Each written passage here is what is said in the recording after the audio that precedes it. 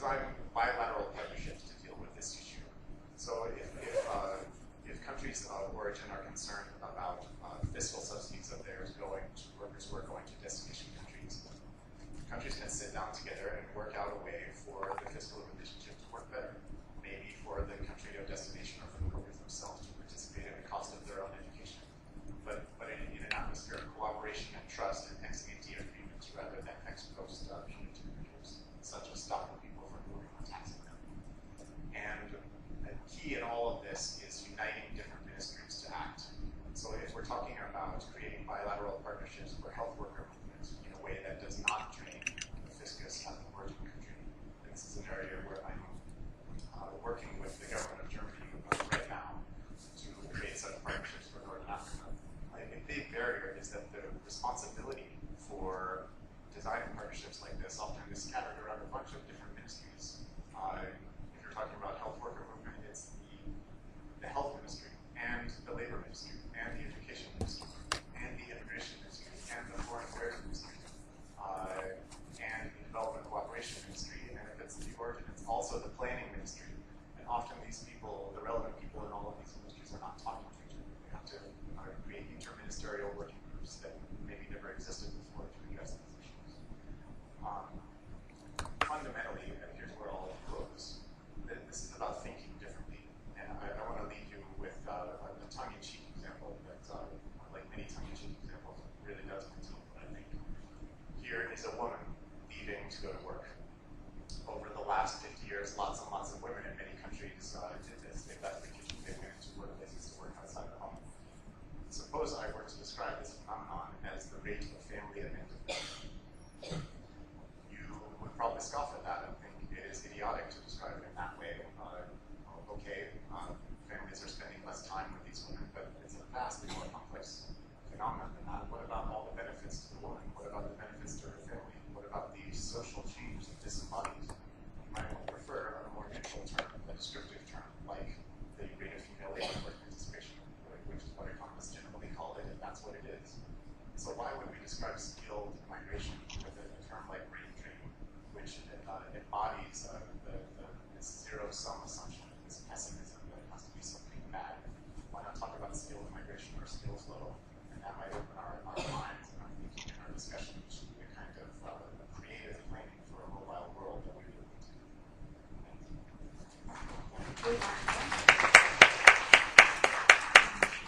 Well, like I think you said it, we challenge many of the traditional concept of supposedly brain drain from resource countries, provocative. So we will turn now to please. Well, thanks very much, and thank you very much to the organisers for involving me in this meeting. I've been working on migration in the Asia Pacific region now for over 30 years. One of the abiding lessons which I've learned is the inappropriateness of the traditional model of migration being a linear movement from origin to destination. For many people, the movement involves frequent change between the origin and destination. What I'm going to talk about today is some of the characteristics of the circular migration phenomenon. I want to begin by talking a little bit about the concept because I think it is important to identify that migration is generally much better described as a system of interactive movement between origin and destination than simple displacement of people from origin to destination. I want to discuss a couple of the debates about circular migration because it has become an important element in the discourse on migration on the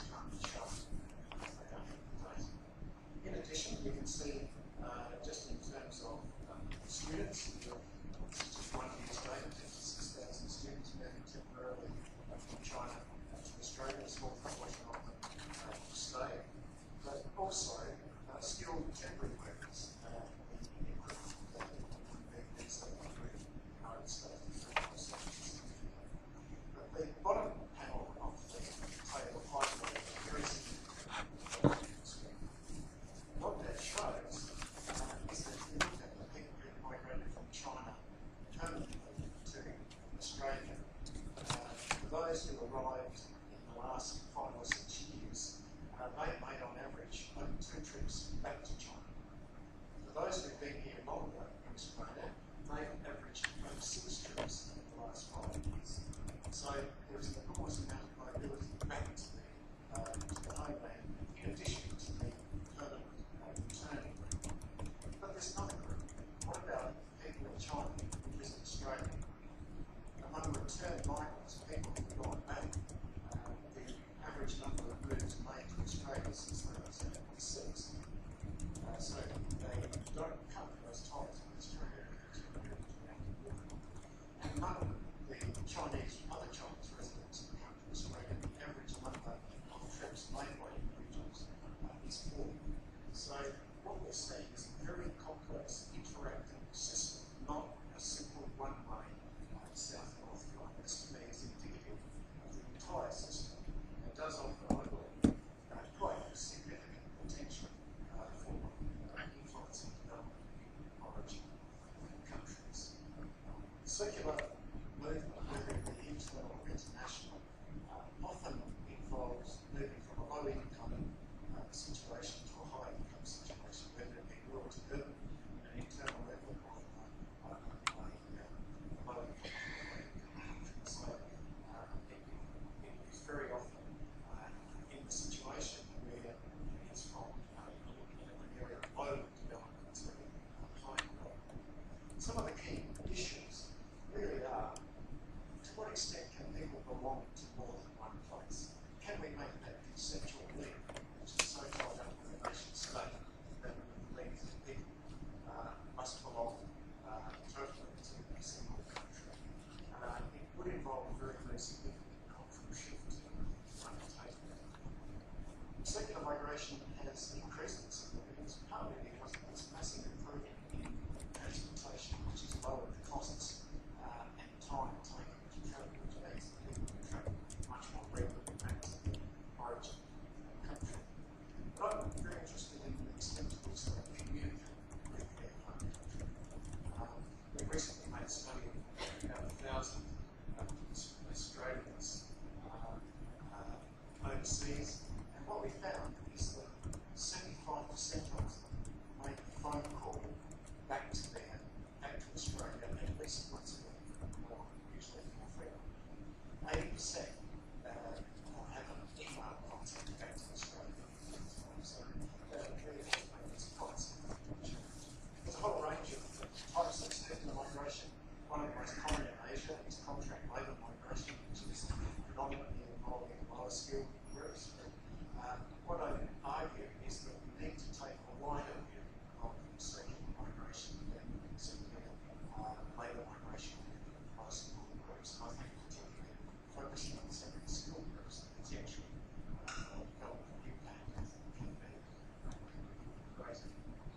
Now, what about some of the discussion currently about circular migration? Because there is a really significant debate going on among migrationists about circular migration.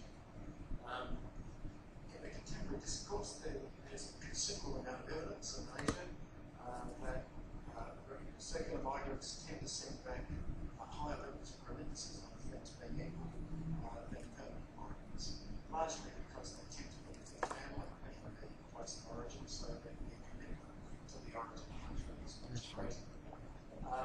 And so it's because there are high levels of migration. In the destination, there's arguments that there is less social cohesion problems, that's debatable, and it doesn't contribute to long-term aging of the destination populations. In Australia, for example, at the moment, migration has been put up as a solution to the issue of aging. 1 in 3 people aged over 65 in Australia is migrant because of the high levels of migration in the 1950s. Okay, that works.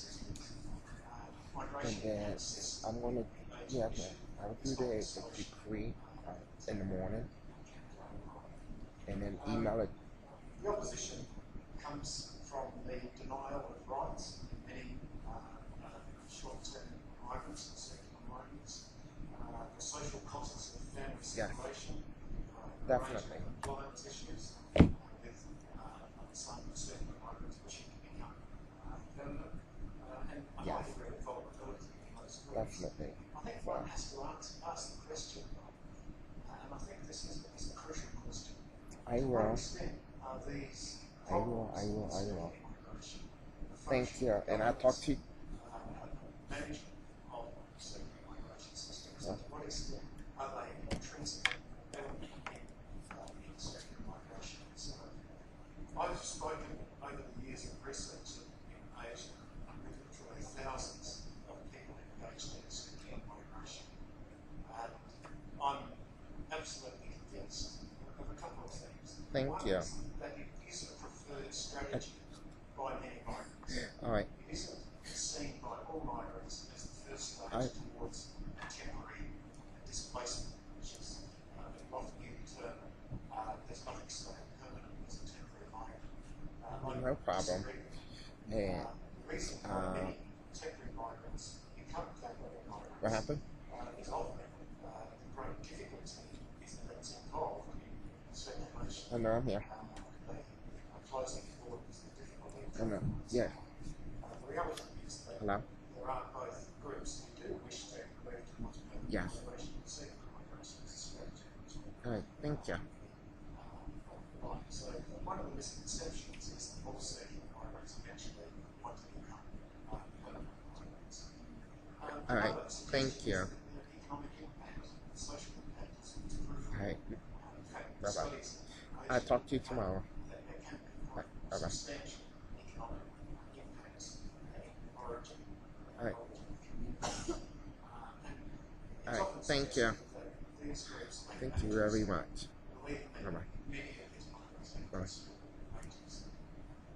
Given the right context, policy context,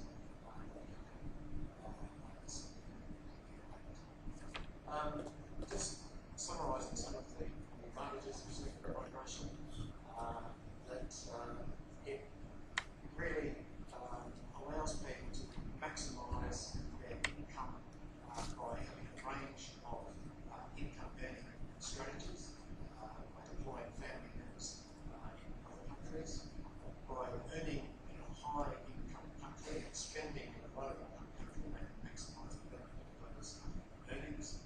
It does facilitate distribution of wealth. Just move on very quickly to some of the issues of policy. A recent study in Germany suggested that the easier it's made for people to move in and out of the country, the more people will opt for a circular migration strategy as opposed to a permanent migration strategy. When family members are left behind, it does create social issues, but it does tend to encourage circular migration as well. Just in terms of development outcomes, they very right relate, of course, to remittances from leaving labour service situations, enhanced skill development, and all of the diaspora effects which have been considered earlier.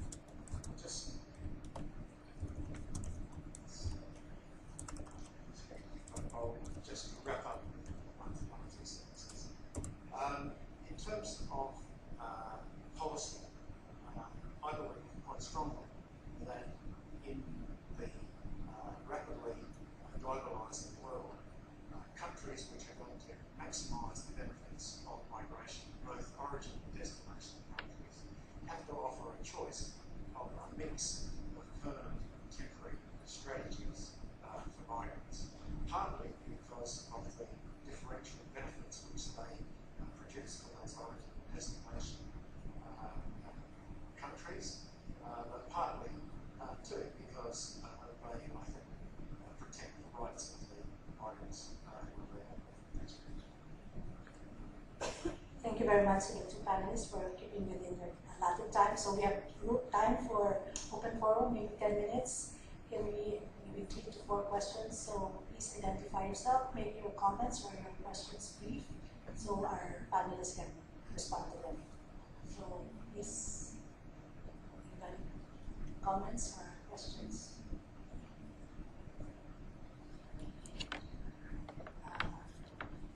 Gentlemen.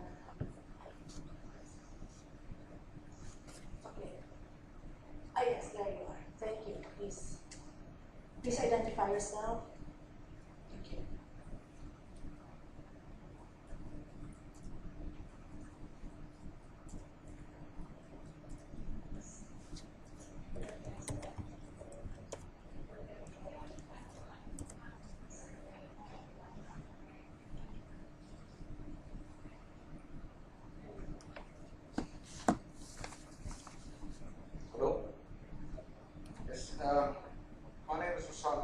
I'm the Chief Executive Officer of the Labour Market Regulatory Authority in the Kingdom of Bahrain. Perhaps identifying myself like this with the next couple of words would qualify what I'm going to say. My organization issues the work permits and visas for the 78% of labour market migrant workers in my country. So I'm very much involved in this. I've attended several in the last couple of months, or sorry, 7-8 months from Mauritius to Abu Dhabi to Cairo last week to now here, all about migration and preparation for October. And I've seen that there is a slant towards the migrant himself. It's always like that. And secondary to the sending country and the economic impact. But there are other issues that needs to be taken into account. We've seen that researchers, and I'm going to talk about what Kathleen said earlier, some researchers know what they don't want to know what they don't want to talk about, which is the impact on the receiving countries. And more importantly, the impact on employment of locals in the receiving countries. It is easy to talk about migration from a country as big as India with 1.2 billion, under 25 million are out. So the impact to the country itself, Bangladesh 140 million, 8 million are out. But in certain countries in the Middle East, it ranges between 75 to 95% of the labor market and up to 75% of population. So the impact on the receiving countries are much more bigger, and they are never addressed in such events. The practices of some sending countries that look at their nationals being sent abroad just as money-making machines to send remittances back. They facilitate all kinds of practices that they don't want to talk about or acknowledge. So the problem is... Excuse me, can we have your question, please? Or is this the end of your comments? My question is, this has always been a single-sided approach that I've seen. Right, I'm not saying anything that is being said is wrong, but it is an incomplete picture because no one ever looks at the receiving countries' impact on labor market, economy, or social balances, so why not? Thank you. So, can we ask for 1 or 2 more questions, and then we'll ask the panelists? Yes, please, over there. I think you have to raise your hand, so we will. My name is Dr. Naima Chaplin. I'm a president of the International Federation of Collaboration and executive committee member of UN Foundation, UNAUSA, and Council of Organization. First of all, congratulations. It's really very important topic about how migration and migrants reflected for economy on destination countries. My question is related with professional migrants who have been invited to the country of destination, but through different circumstances, like yes, financial crisis, economic crisis, they cannot get all these finance which have been promised. How practically handle all this situation, because migrants actually have no access for legal issues, and practically it's going on discrimination. And second question is how you can estimate it reflected for family, because separation families, and how you can estimate it cost of all of this situation. Thank you. Okay, thank you. Maybe another one, last one, and then over there, yes, please. Alright, let me see. You push the, which one do you push? Okay. Oh. Okay.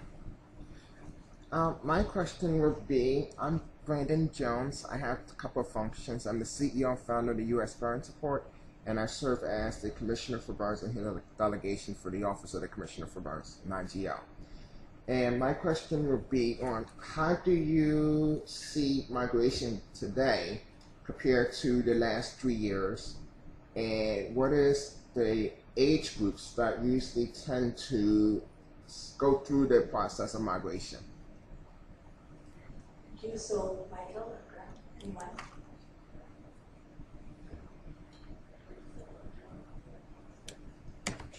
Can I just say a word? Is it Mr. Hassan? I'm sorry, I couldn't hear your name. From Bahrain. 2 weeks ago, I was at a regional conference in Abu Dhabi, hosted by the Ministry of Labor.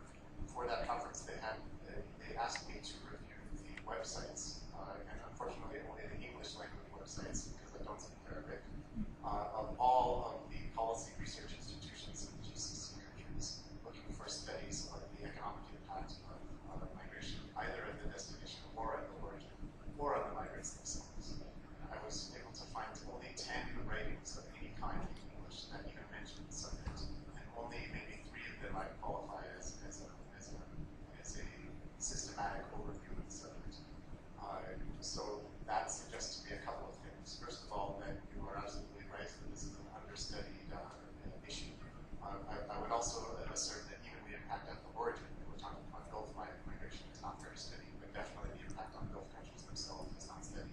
And not just that, but it's not being studied in the region, which I think is, I think it should be a priority of think tanks, the universities, and government ministries in the region to be fostering work on this. Alex Alami at the Ministry of Labor of UAE is very interested in this, and counterparts around the region are also interested in creating a working group to foster exactly this kind of research. There are a couple of studies. One that I want to highlight is from the Dubai Economic Council by El Madawi and Rosalia Vasquez, who asked what has been the impact of all of this labor migration on the impact of UAE, on the economy of UAE. And really, when you're talking about a country which is 83% foreign-born, and if you're talking about the private sector outside of Jebel Ali Free Zone, it's 98% foreign-born. Clearly, there are massive benefits from that. I mean, the country's economy is running on foreign labor. There might be other underexplored effects on nationals as well, but I've never seen any study of that. And what I want to encourage is for Bahrain itself, for UAE itself, for other countries of the Gulf region to be fostering and encouraging Canadian researchers to study exactly these issues, because I think this is so important. I think that's very true of the Middle East, but if you look at some of the traditional migration countries, there's a wealth of research on economic impacts, particularly in North America and Australasia. And I think the focus on origin is imbalanced. I think up until 10 years ago, there was very little attention paid to the origin end, and I think the Middle East case is a little exception compared to other destination areas. Just briefly on some of the other questions, with respect to professional migrants, I don't think there's any doubt that the portability of entitlements and the rights of migrants, whether they be high skilled or low skilled, at destinations is really a crucial element. And certainly, if we're going to facilitate people moving between origin and destination countries, the portability of those types of things is really crucial. But it certainly is one of the major breaks and things which are diluting some of the positive benefits of migration convention actually give. The third, the issue of social impacts is one which I think is not considered enough. The separation which is involved, usually 2 years or 3 years separation from family in many circular migrations is really a major social cost with enormous implications. I don't think we've done enough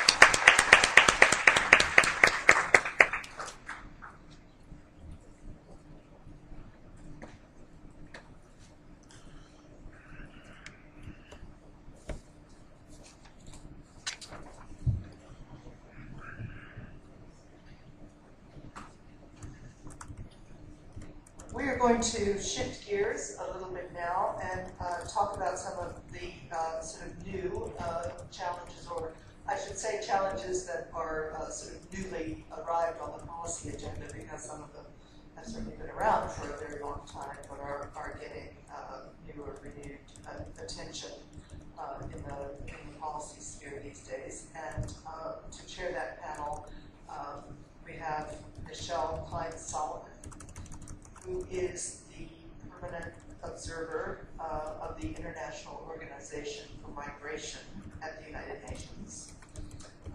Immediately before she took up this post, she was the director of IOM's Migration Policy and Research Department, and has played really a central role in a number of IOM initiatives, including the International Dialogue on Migration, the Bern Initiative, which developed a sort of international agenda on migration management, and was one of the early efforts of this of the last sort of decade, which has brought about migration and development debate. She's a lawyer by training, and before going to IOM, was the principal refugee and migration lawyer in the U.S. State Department. As a member of the State Department's Office of the Legal Advisor. So, Michelle, thank you very much for taking on moderation of this panel, and we look forward to it.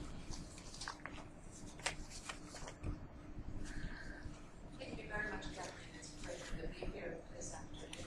As Kathleen said, so our task this afternoon is to look at some diverse emerging issues in the global migration and development, particularly ones that, as Kathleen said, have been around for some time, but are really now entering the policy discourse, and where we are finally starting to develop an evidence base that will help make the case for the importance of these issues overall.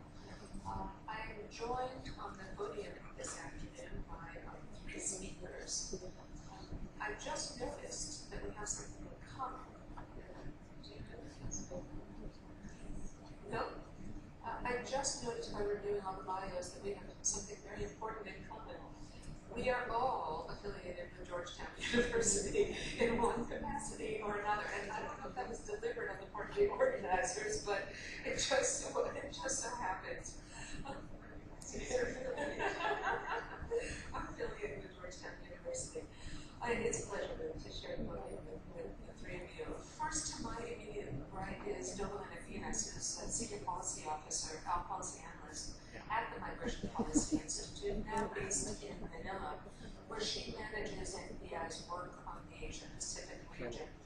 Her areas of expertise include temporary and circular migration between Asia and in particular the Middle East, diaspora policy, and the migration and development nexus. She's published quite a bit recently, and some of the most recent books on diaspora policy include developing a roadmap for engaging diasporas in development, Kathleen, actually with my colleagues at IOM, and closing the distance, how governments strengthen ties with their diasporas. She's also recently authored several reports on migration and development, including about labor migration from the Colombo process countries, running in circles, progress and challenges in regulating recruitment of Filipino and Sri Lankan labor migrants to Jordan, migration to middlemen, regulating recruitment issue. It's quite a good one. I'll save the rest of that for you, but just to tell you that each of these things does make her uniquely qualified to talk about what she's going to address, which is the recruitment process and what that means for the migration and development nexus. Before joining MPI, Dublin was with Edward Montel Scott at the Institute of Study of Diplomacy in Washington, D.C. She was also very interestingly a factory worker and a part-time domestic worker in Iceland. Parts of her background that most of you will not have known, but I hope she draws upon those experiences in her discussions.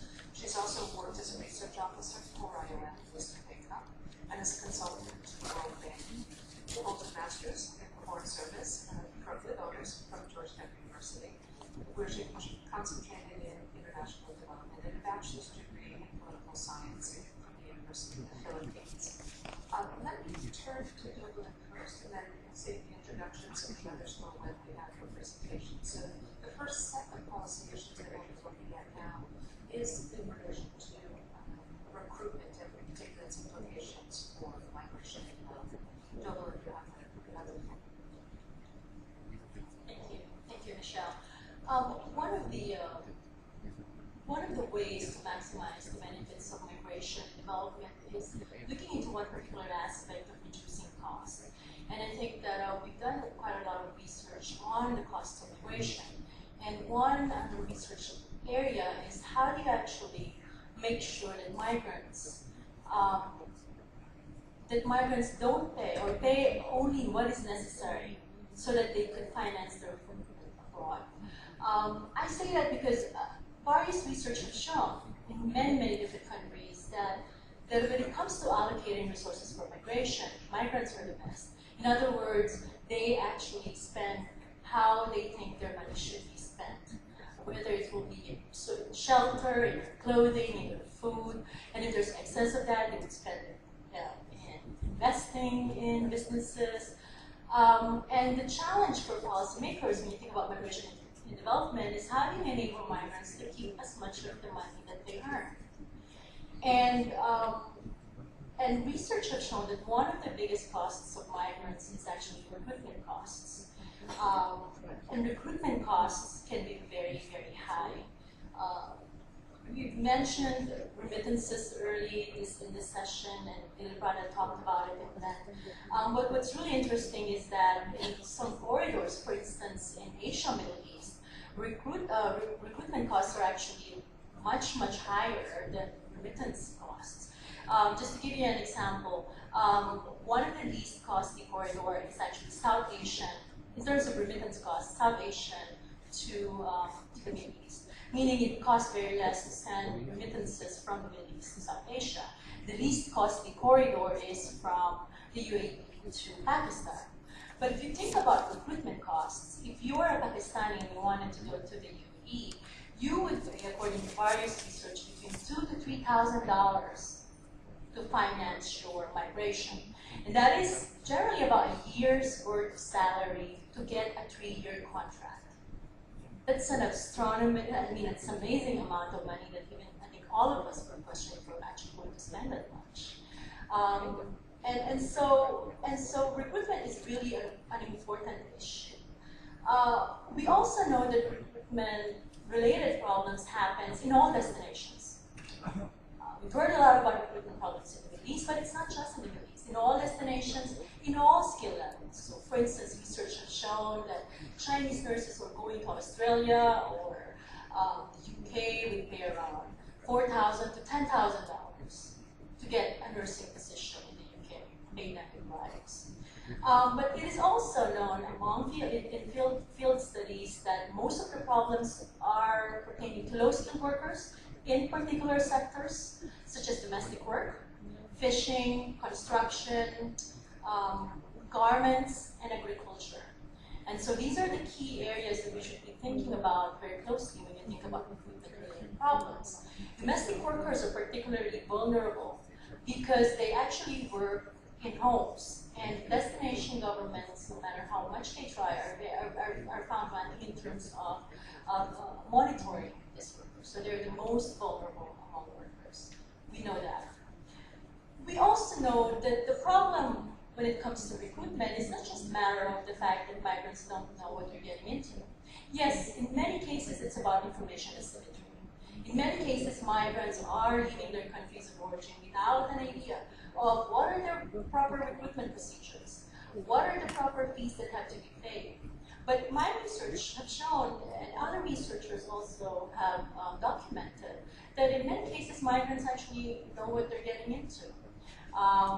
They know that there are government prescribed fees to pay in terms of placement fees, but they would still pay the recruitment agent. They will pay so willingly because, for instance, in the Middle East, it is very competitive to go there. And they would actually pay more than what the government, their own government, prescribed they should pay, and they would pay it willingly. This makes the issue of recruitment a very, very complicated issue to think about policy-wise, because there is an incentive to actually not comply with the rules. And that is one of the biggest challenge for governments working or thinking about regulating the recruitment process. I promise to be very short so we could have more room for discussion. But I think, given what we know about recruitment practices, the question is what should governments do? What are the options for governments? I think that there is clearly an argument for monitoring, clearly an argument for regulating recruitment agencies very, very closely. But let me say this, because there's a tendency to sometimes overdo things. So what we do is, well, these are really bad actors and we need to regulate them to come up with 100 different rules so we can control their practices. We also know in experience from a number of sending countries that putting in so many rules to control recruitment agents could be counterproductive. We also know that if we come up with 100 different rules for recruitment agents to comply with, and you don't put enough resources to enforce those rules, what happens is that recruitment agents still operate, and they operate in the informal channel, where they actually cut more costs, they actually cut more corners, they break more rules, they charge to migrants and to employers their losses because they operate in the informal channel, and they make migrants who actually work with them guilty for working with irregular informal recruitment agents, so making things even more complicated. So it's important to simplify. It's important to think about regulations that reflects demand and supply, and it's important to be the good news is that driving the cost of recruitment is an area that is very much ripe for cooperation. We are at the UN, and I think this is a place where it's not very difficult to convince people about the value of cooperation. And I think it's one area that there could be, that we could actually move the issue forward. In the same way that we were able to move the issue of remittance costs forward for the last 5 years. And I would end by saying why I think this is. I think that there has been a number of research on this issue, so we could actually start thinking about what we know and present evidence-based that could guide discussions between governments and other stakeholders on the issue of recruitment costs. And quite interestingly, recruitment costs share something similar with remittances. There are numbers associated with it. And I think that numbers, remember in 2003, the World Bank came up with a number of the amount of remittances to developing countries. First time ever. And suddenly it's twice the official development assistance. And governments take notice. I think that for us to know that a worker right now has paid a year's worth of salary to finance to get a 3-year contract is something that we could all aspire to address to, and I feel quite confident. So unless next time years. Thank you.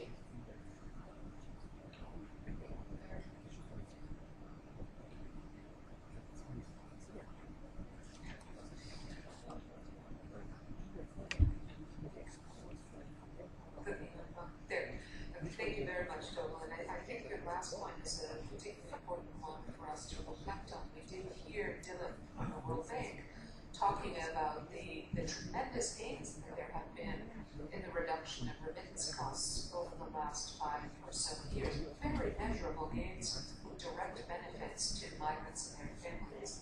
I think this is very much the next horizon, is reducing the upfront costs of migration, and I too share your optimism that good progress can be made here. I think it's more complicated in many respects as it plays into the irregularity and informal networks issues and exploitation, but I do share your cause for optimism. And just as a quick note on this, this is an area that is of real concern and real interest to IOM as well.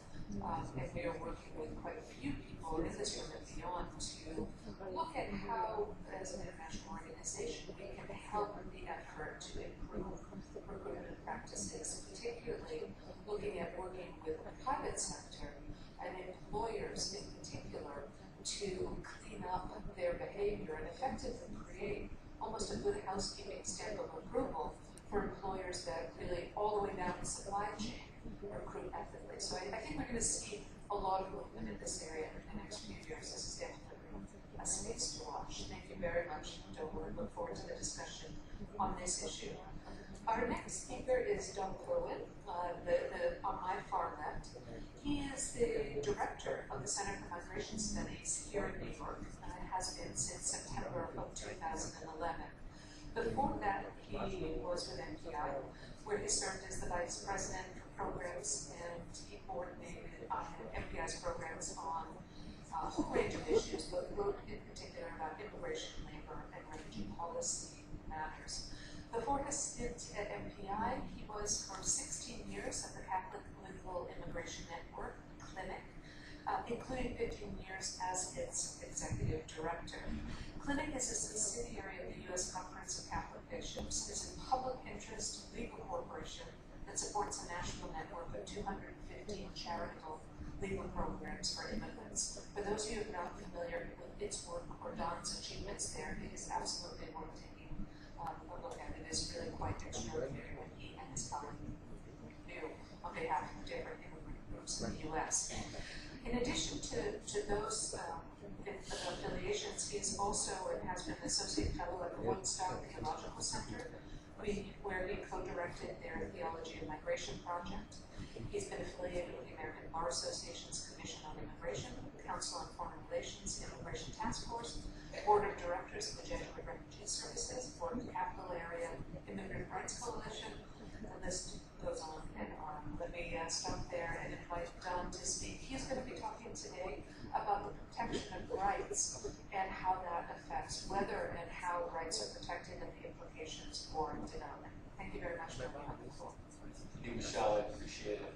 So Kathleen asked us to review the literature and other evidence in order to call best practices from the migration and development dialogue. And she asked me to think in particular about whether the evidence shows that rights contribute to development. And to keep myself honest, I reviewed the literature with kind of a skeptical, fictitious minister in mind. And my minister, this fictitious creation, who was recently appointed, sadly doesn't bring much knowledge or interest to the migration world.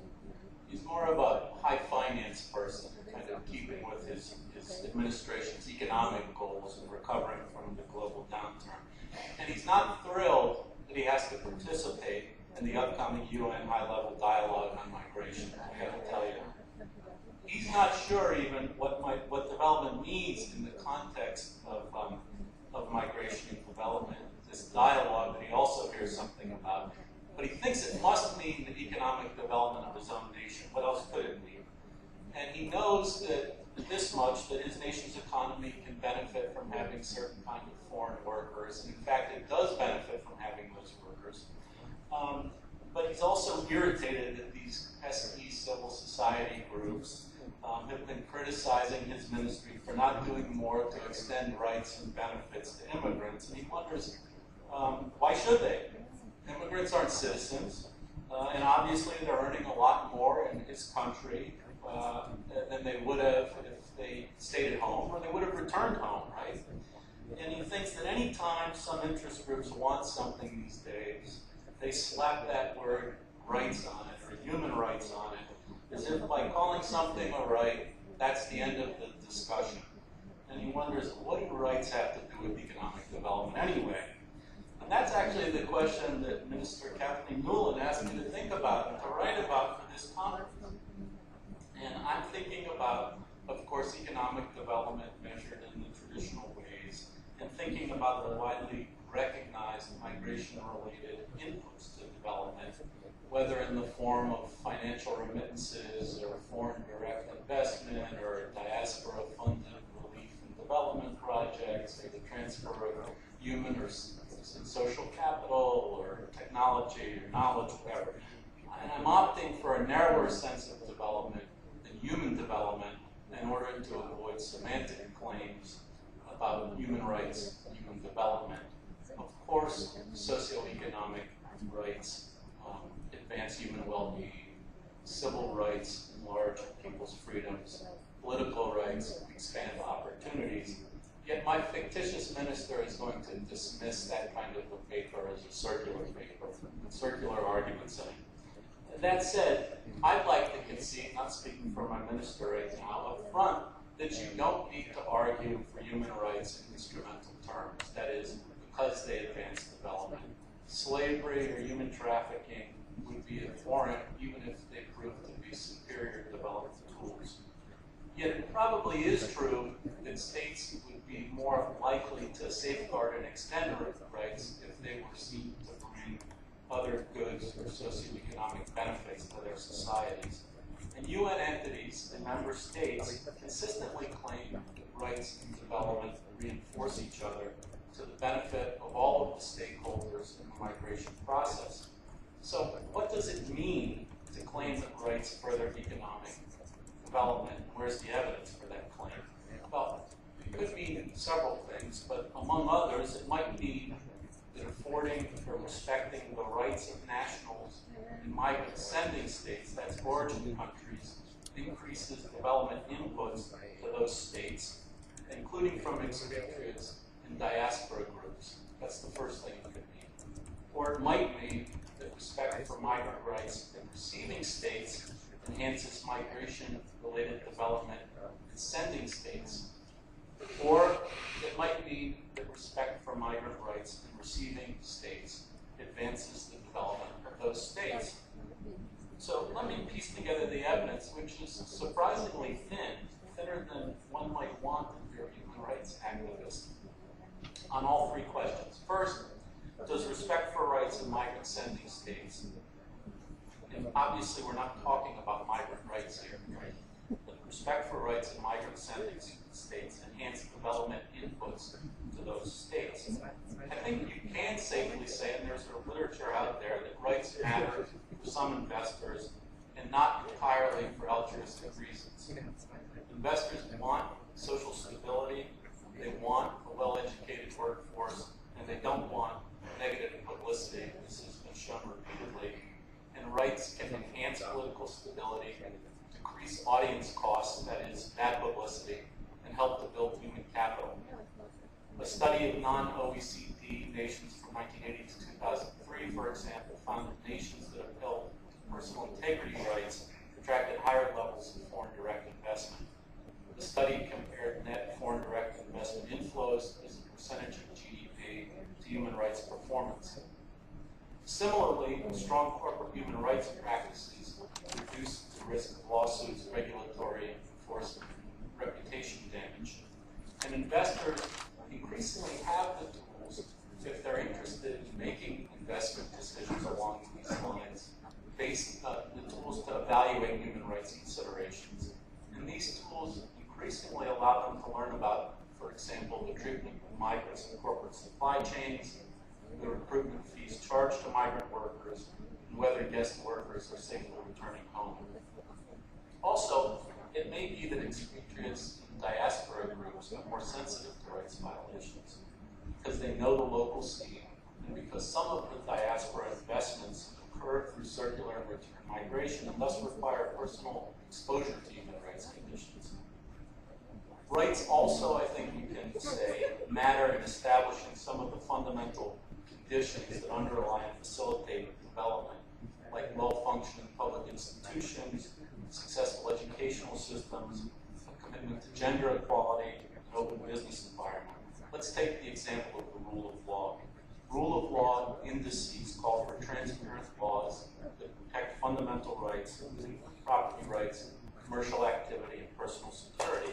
They also require the fair and efficient administration of the law, non-discrimination in granting franchises and enforcing contracts, and independent, competent officials.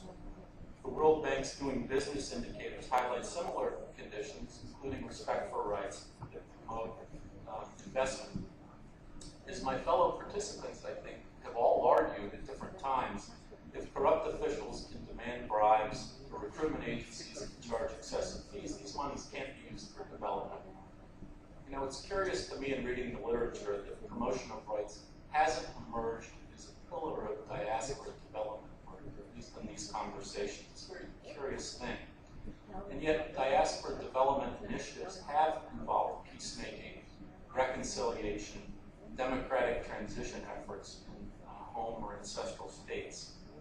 And addition, targeted development assistance to communities that host large numbers of refugees have been identified as having the potential to safeguard rights, reduce conflict, and contribute to integration as a durable solution for refugees. In fact, UNHCR has touted the use of development assistance in this way as a best practice. Okay. The second question, does respect for migrant rights in receiving states advance development in sending states? That's typically, I think, how we think about rights and development.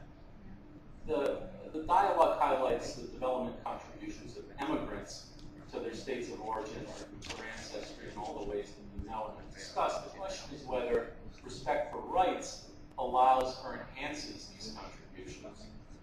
The academic literature is thin, but it suggests that the graduated accretion of rights and benefits that attach to different immigration statuses, culminating in citizenship, can increase earnings and allow immigrants to contribute more to the well-being of their families and home communities.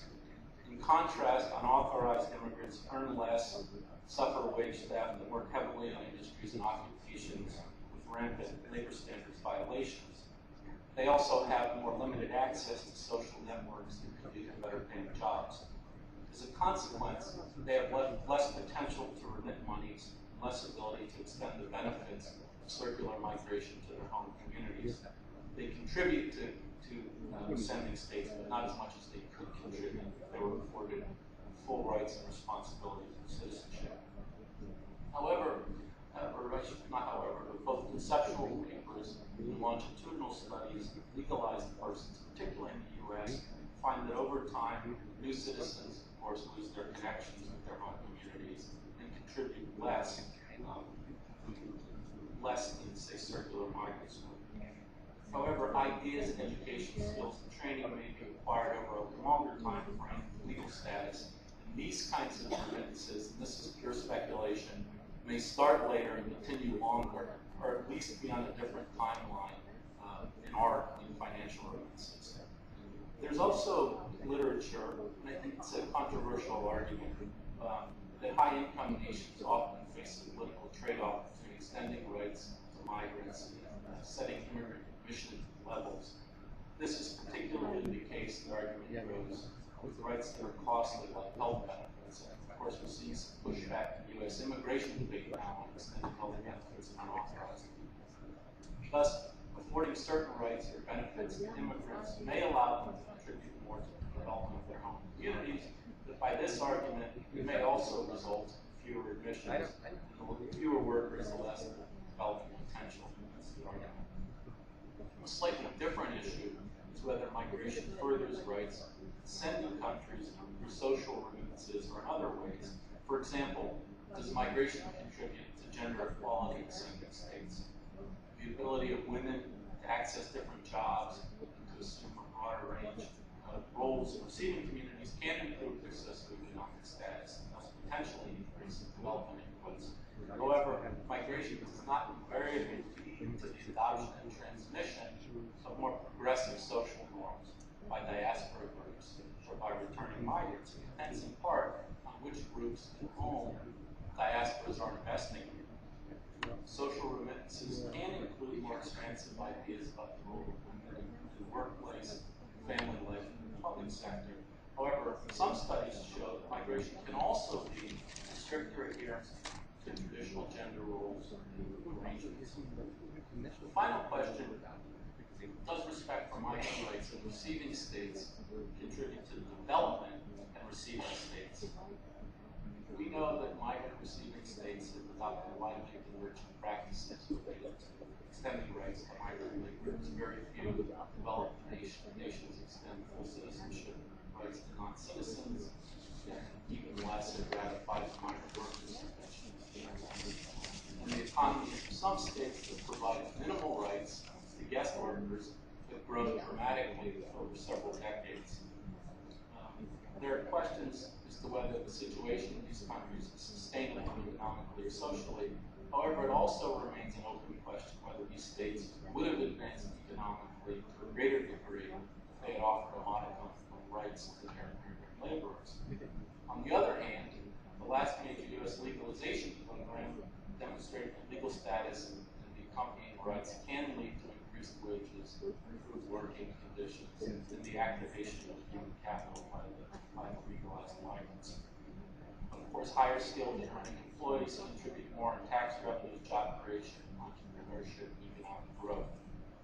At the same time, the U.S. experience of 20 years ago may not be translatable to, say, European states with lower unauthorized employment rates, higher rates of informal employment, higher overall rates of unemployment, higher social welfare costs for formal employees. So, where does the evidence leave us on these three questions? I think the first conclusion is this: if we care about rights, it's best not to argue for them on instrumental grounds. That's the first conclusion. That said, it does seem likely to me that respect for rights in sending states, enhancing development inputs to those states, perhaps particularly by expatriates and diaspora groups.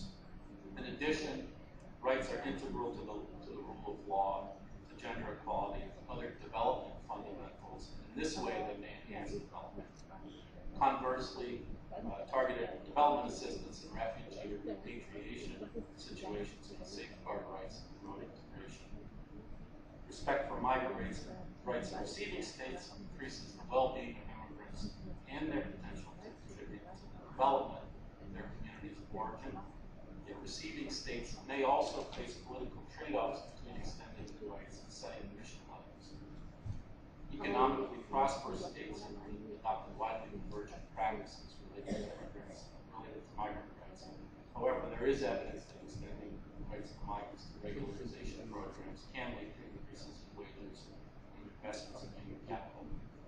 Legalization programs have the potential to contribute to the development of receiving states, and perhaps this will be tested against the United States.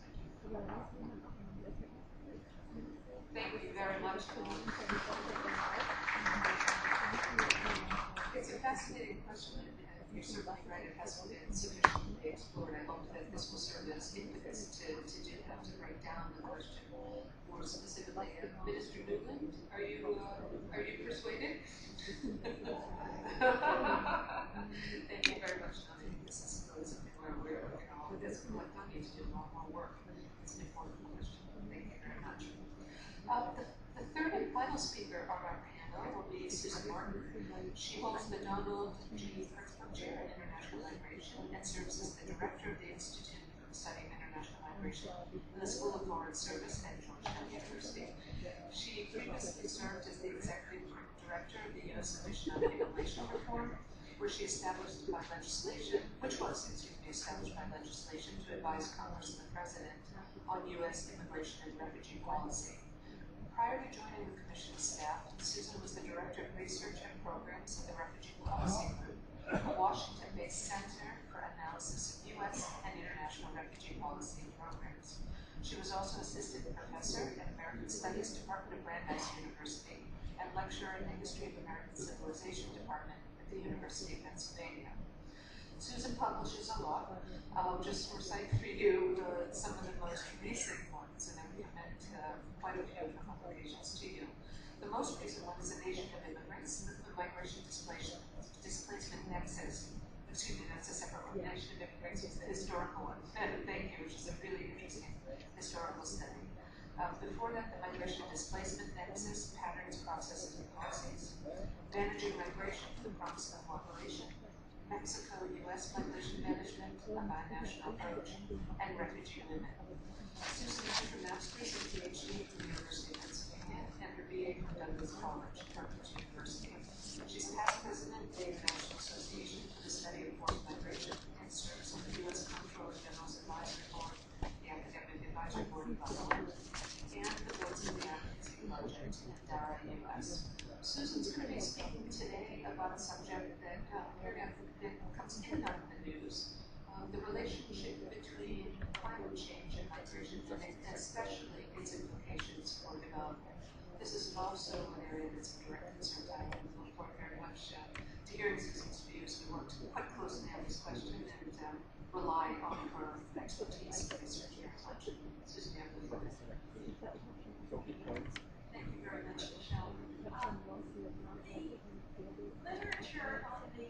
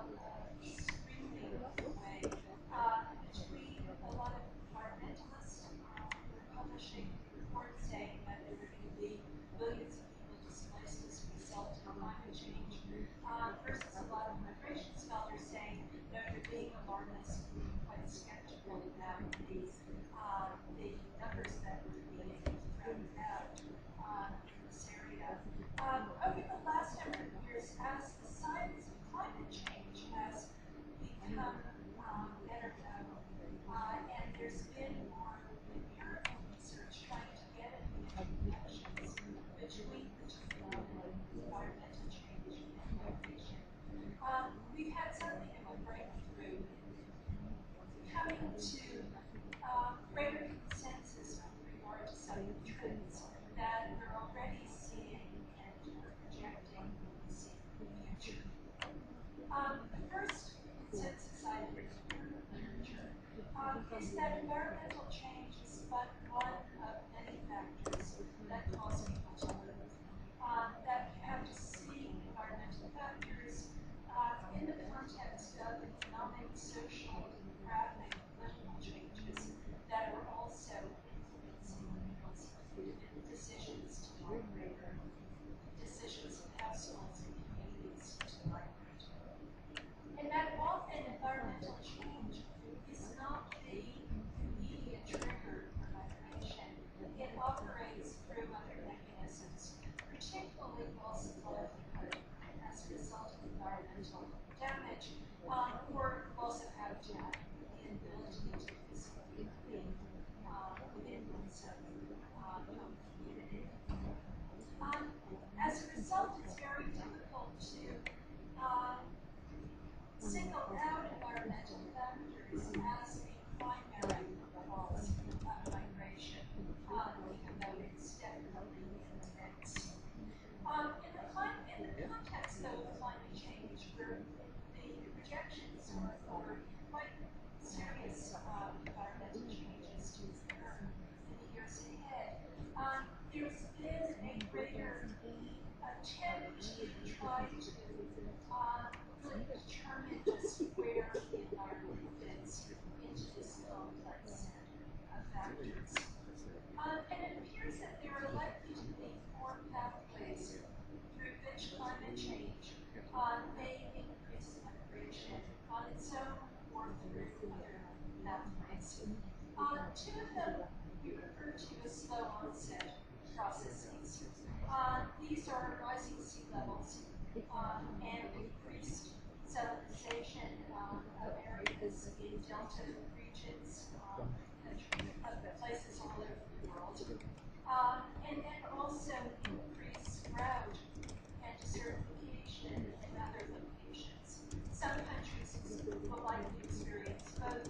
Bangladesh, for example, will have the double problem of having increased problems in terms of the delta areas of coastal erosion. At the same time, the interior is likely to experience more frequent droughts and much more intense droughts, making maternal relocation option very difficult for many people who are facing that type of situation. Because these are slow onset processes, the expectation is that the migration itself will be more slow onset in the process. And these will be movements that will be primarily anticipatory initially of worse to come, but if the movements don't occur in a safe, timely, humane fashion, then people may be forced into migrating when it's in a way too late for them to do so in a good manner that will be improving as a result of the crisis. The second 2 pathways, though, are likely to be acute events that will likely create emergency movements from the beginning. These are the projection that there are natural hazards such as hurricanes, cyclones, flooding will increase in the future. They'll become more frequent and more damaging. Anyone from New York obviously has Hurricane Sandy in mind. As I say, this is a pattern which is likely to increase quite substantially in the future as a result of climate change. And then secondly, in terms of acute crises, may be situations in which there is increased competition over very scarce resources, leading into armed conflict that could then displace populations as a result of that type of competition. Literature is quite contradictory in this area. There's some evidence that on some types of resource scarcities, particularly water, people are more likely, countries are more likely to come up with solutions that are mutually beneficial. In other resource constraints, conflicts like so how this works out is still in a big discussion.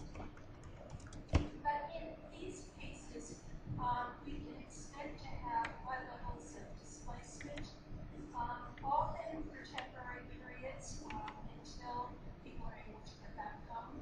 But as natural disasters in particular become more frequent and more intense over time, there may not be a home to be back to. And so it may lead to the need for crucial communication as a result of these processes. The literature indicates that most migration movement that will occur as a result of climate change is likely to be internal. The movements from one part of the country to another. But there inevitably will be some cross-border movements. Certainly a number of the small island states that are projecting that there will be significant sea level rise taking away their territory. They have no means of identifying out of these. That will lead to major questions regarding where they go, whether they become agreements will be where there is no territory on which governments will take place.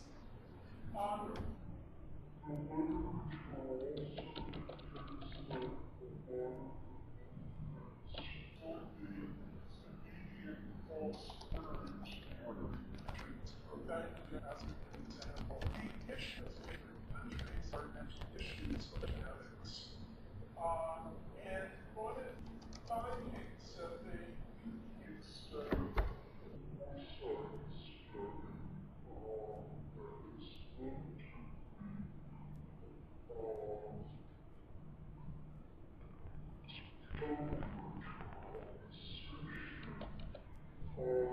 is that people are smart to places that are environmentally damaged as they are to move away from them. In other words, a lot of migration, particularly internal migration, but international as well, is into coastal cities, many of which are going to be seriously affected by climate change. And so migration will necessarily be a haven for people in those circumstances. The other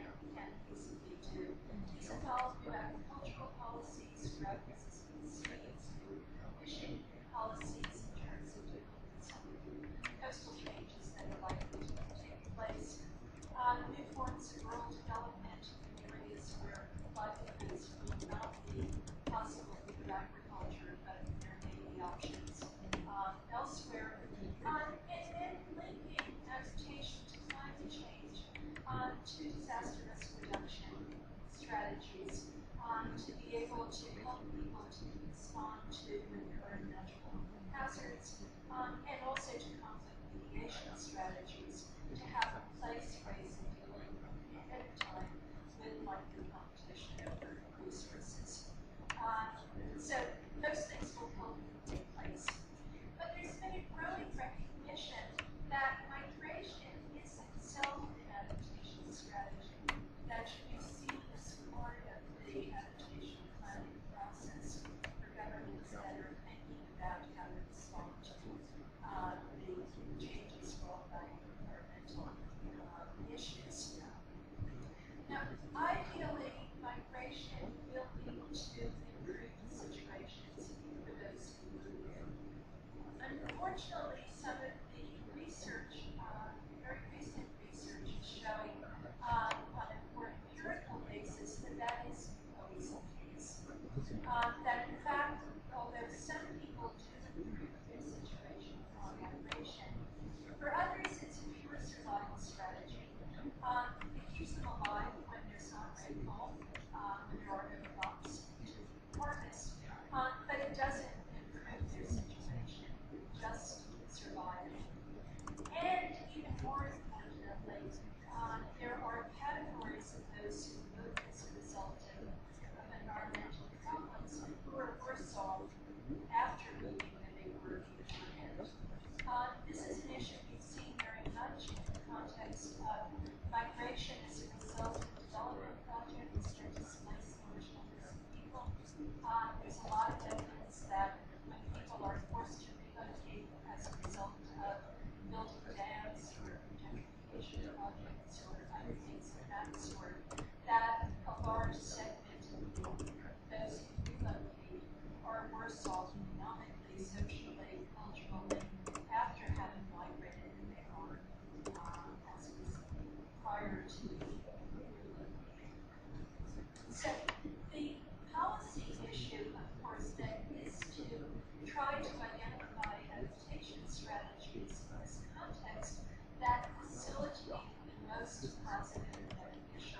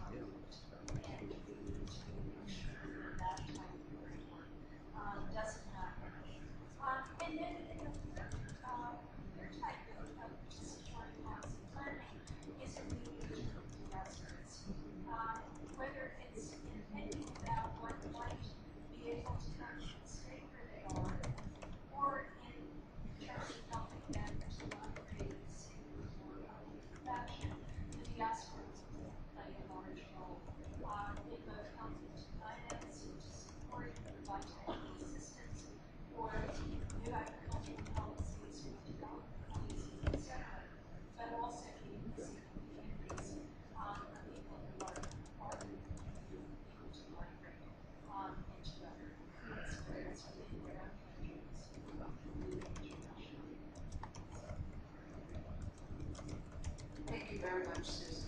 It's quite a tour de horizon of the thinking in this area, and obviously a lot to think about.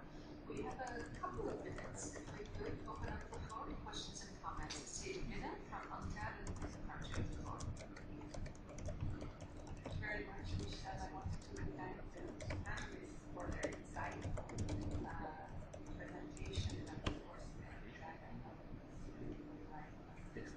I have a question about regards to recruitment fees that the costs are so much higher than costs, and I challenge the policymakers in terms of being more innovative, and that of course one can monitor, one can regulate, one should not overdo it. I wondered whether there were some lessons to be learned from some countries who have set in place some of these innovative solutions, which you tell us a little bit more elaborate.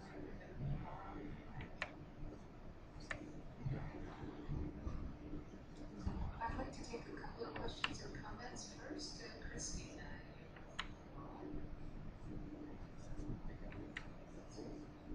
Sorry. Oh, sorry, excuse me. So sorry.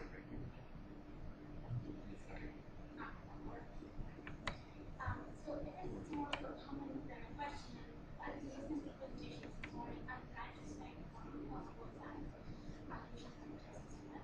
And I'm a little bit somewhat surprised by the lack of emphasis on gender nature of some of the development processes. I guess it's only a response and not a presentation today. But a lot of the recruitment costs Hello? Asian solutions for countries. Here we go. Circularity of migration, Southern Africa. I want to make sure you're still coming. Strategy was supposed to come out of the and I'd like to push either the more political migration or gender to think a little more about that part. Because I guess the other issue, which I see emerging from a lot of Write down the information migration, not only in data six. Like 6:30. circular migration, what kind of data we have. So thinking a little bit more about Hello? might also add. 6:30. Thank you very much. I think it's an important insight. Other questions and comments? Please.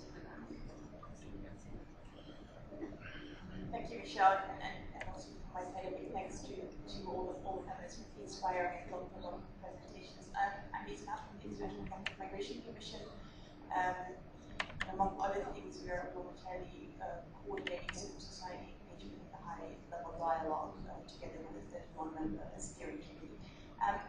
I just wanted to ask a question to government about reducing the recruitment costs, but also reading out other abuses. I very much agree with you, and I need the guy's information so I can give him a thank you letter. to address issues of recruitment. It comes up time and again in different migration fora. And it's also one of the 7 priorities that civil society has put forward. I see you when you get here. Bye. I see you when you get here. In the next 5 years. 6:30. So I just make a comment and ask a question to you. I think it's right that it's important that there is a number associated with recruitment costs. If countries are in a relation, then it's harder to reduce those costs. But at the same time, I think it's important to also emphasize that there's many more issues related to recruitment that are necessarily addressing costs. And that includes weeding out practices such as trafficking and data bondage, but also more generally issues such as content traveling or just the provision of false information, which goes beyond the issue of cost. And my question to you or other experts in the group, what are your ideas of simplifying the rules and making sure that there are incentives to comply with the rules and regulations that are already out there? And I know you've mentioned that we should work with the private sector and the tourism, we should work together with governments. And I just wanted to ask that, what do you think could be the role of either migrants or would-be migrants in contributing to transparency and to compliance? And maybe more specifically, and maybe you're being terribly naive, but isn't this a sector where there would be more of a consumer approach possible, where migrants would have a way to review process. So let's say a sort of a TripAdvisor, Yelp, and you mentioned all your licenses that exist. Is that feasible in this sector? Is there thinking or movement around that? Discussions with like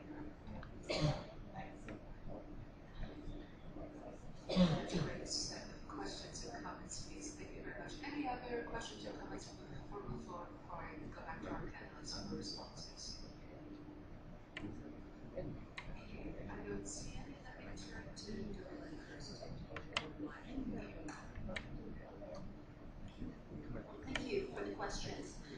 Innovative solutions. I really think that the more I look at recruitment practices, we have already, governments have come up with so many complicated regulations already. For instance, the Philippines has one of the really sophisticated regulations for recruitment. And I think the next challenge now, how I see the problem is, how could we provide tools to government so they could actually enforce it on their roles? And I think that one innovative idea that we should be pursuing is there a role for the use of technology such as web-based recruitment systems or shared databases between countries of origin and destination? In the same way that remittances has actually lowered remittance costs because of mobile banking, for instance. I think that there is already, and I know that I believe 2 years ago Sri Lanka is trying to come up with an arrangement with Saudi Arabia that I've not kept up with the progress on it, but clearly there is a lot of potential for web-based improvement. Because I think the goal should be for governments to allow it to be automatic. In other words, migrants, especially vulnerable migrants, would prefer not to complain. So if we could come up with a system that would actually make and sort of like flag problems or potential issues in the recruitment process and make it based on something beyond migrants complaining to regulators, I think that would get us to the next level. And of course, that would put in resources, and I believe that resources come together wouldn't be as huge as a deal. I just wanted to address Lisa's question about consumer approach to coming up with what they're saying is that, well, can we just allow migrants to choose the recruitment agents? I mean, that's the idea so far. So what have been discussed so far is, can we come up with a ranking system for recruitment agencies? So that if I were a migrant, I will choose what recruitment agent is the best for me. And we come up with a set of criteria, and if the agent actually meets the criteria, then that's a rate A agent. Then all the migrants will come and go to the rate A agent. I think that idea is a good one, especially in markets where the issue is information asymmetry. But I think, in other words, migrants have information. But I think in cases where it's not information asymmetry, in cases where, for instance, in the Middle East, where the problem is really there is a lot of demand for these jobs.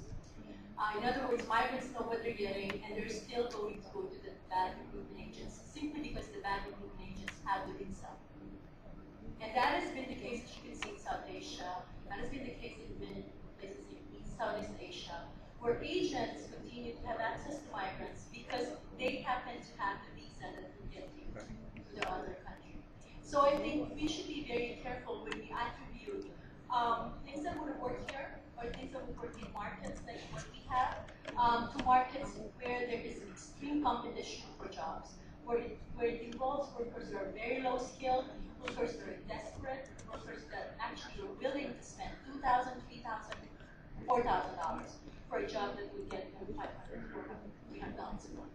Just think about how this works. Thank you very much, Dylan. It's very useful responses. Let me go down the rest of the note. Would you like to offer some reflections?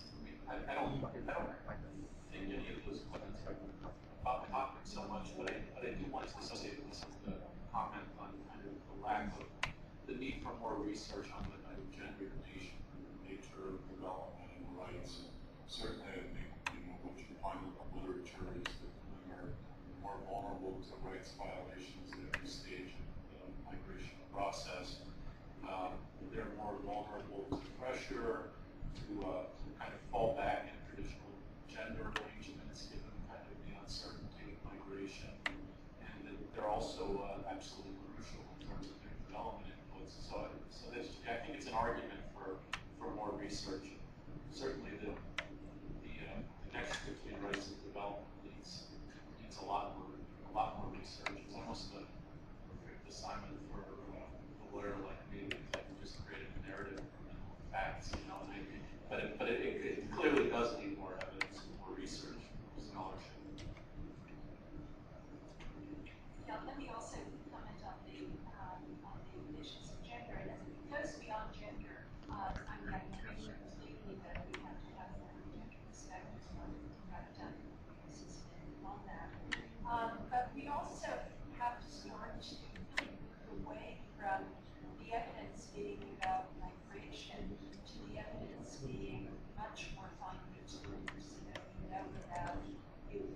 know about the disabled, we know about different groups on the climate change issue. I'm working with UNICEF on a paper that's dealing with climate change, migration, and youth. And frankly, there's no evidence. There's a lot of information that I can say, okay, logically, this is what I think will happen, and that in fact, probably the people most likely to migrate in anticipation of climate change. But it's not based on any empirical evidence because we don't break down our data into many studies, empirical studies, to be able to do that. So I agree with what Tom was saying about the need for more disaggregated data, more research in this area, and also just on the policy terms to stop thinking about migration as this homogeneous mass of people with no differentiated needs or opportunities, because it's really important to put human faces in those who are multiple and affected by lots of different issues, whether it's gender, age, socioeconomic class, education, etc. On that, the best we do is by speakers. We have to really do the differentiations much more. I think that's a very useful note for us to end this session. My apologies for running over time. Let me say a warm thank you everybody to our three panelists. They've really challenged us to think forward. Thank you very much. And to the organizers today for bringing us together. Thank you.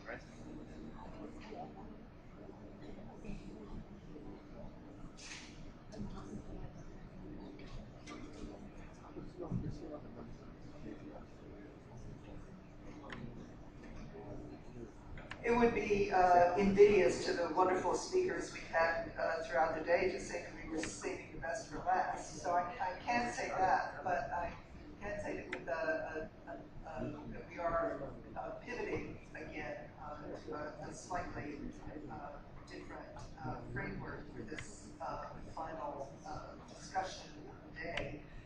As I have the great pleasure of introducing two policymakers who are very deeply involved in the high-level dialogue in the global forum on migration and development, and in general in the debate about migration in multilateral institutions.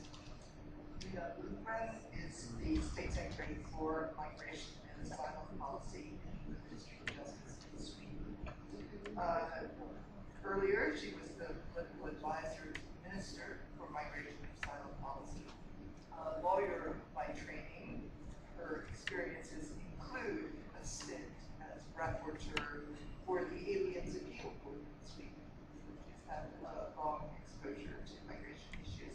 She's part of the Swedish team that is reshaping the global forum and really taking forward the migration and development debate, and not just the debate, but also the substance of cooperation. Ann Richard is the U.S. Assistant Secretary of State for Population, Refugees, and Migration, PRM. It's often known. The M in PRM, migration, has been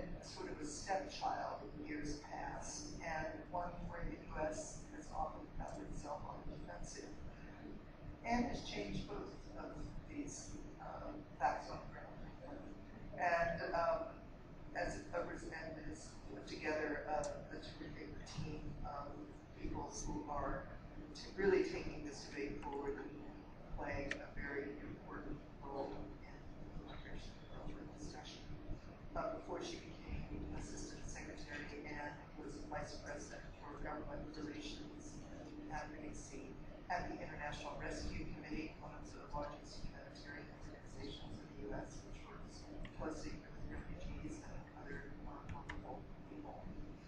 Her earlier experience in the U.S. government was often about budgets. As director of the Secretary of State's Office of Resource Plans and Policies, worked through the Deputy Secretary's Office of Policy and Resources, Chief Financial Officer. Although she's the unusual person who continues to write about policy issues while jobs don't require her to, which is something I find hard to imagine. So, and someone who knows the issues, she knows the money, she knows the institutions, the people who staff them, and as her result is really bringing great influence and expertise to the State Department. So we're really grateful to both of them for staying with us till the end of this discussion, and they have agreed to share some of their views on how the migration and belonging can be made to lead us through the high-level and beyond. So, Mina, do you think you would you?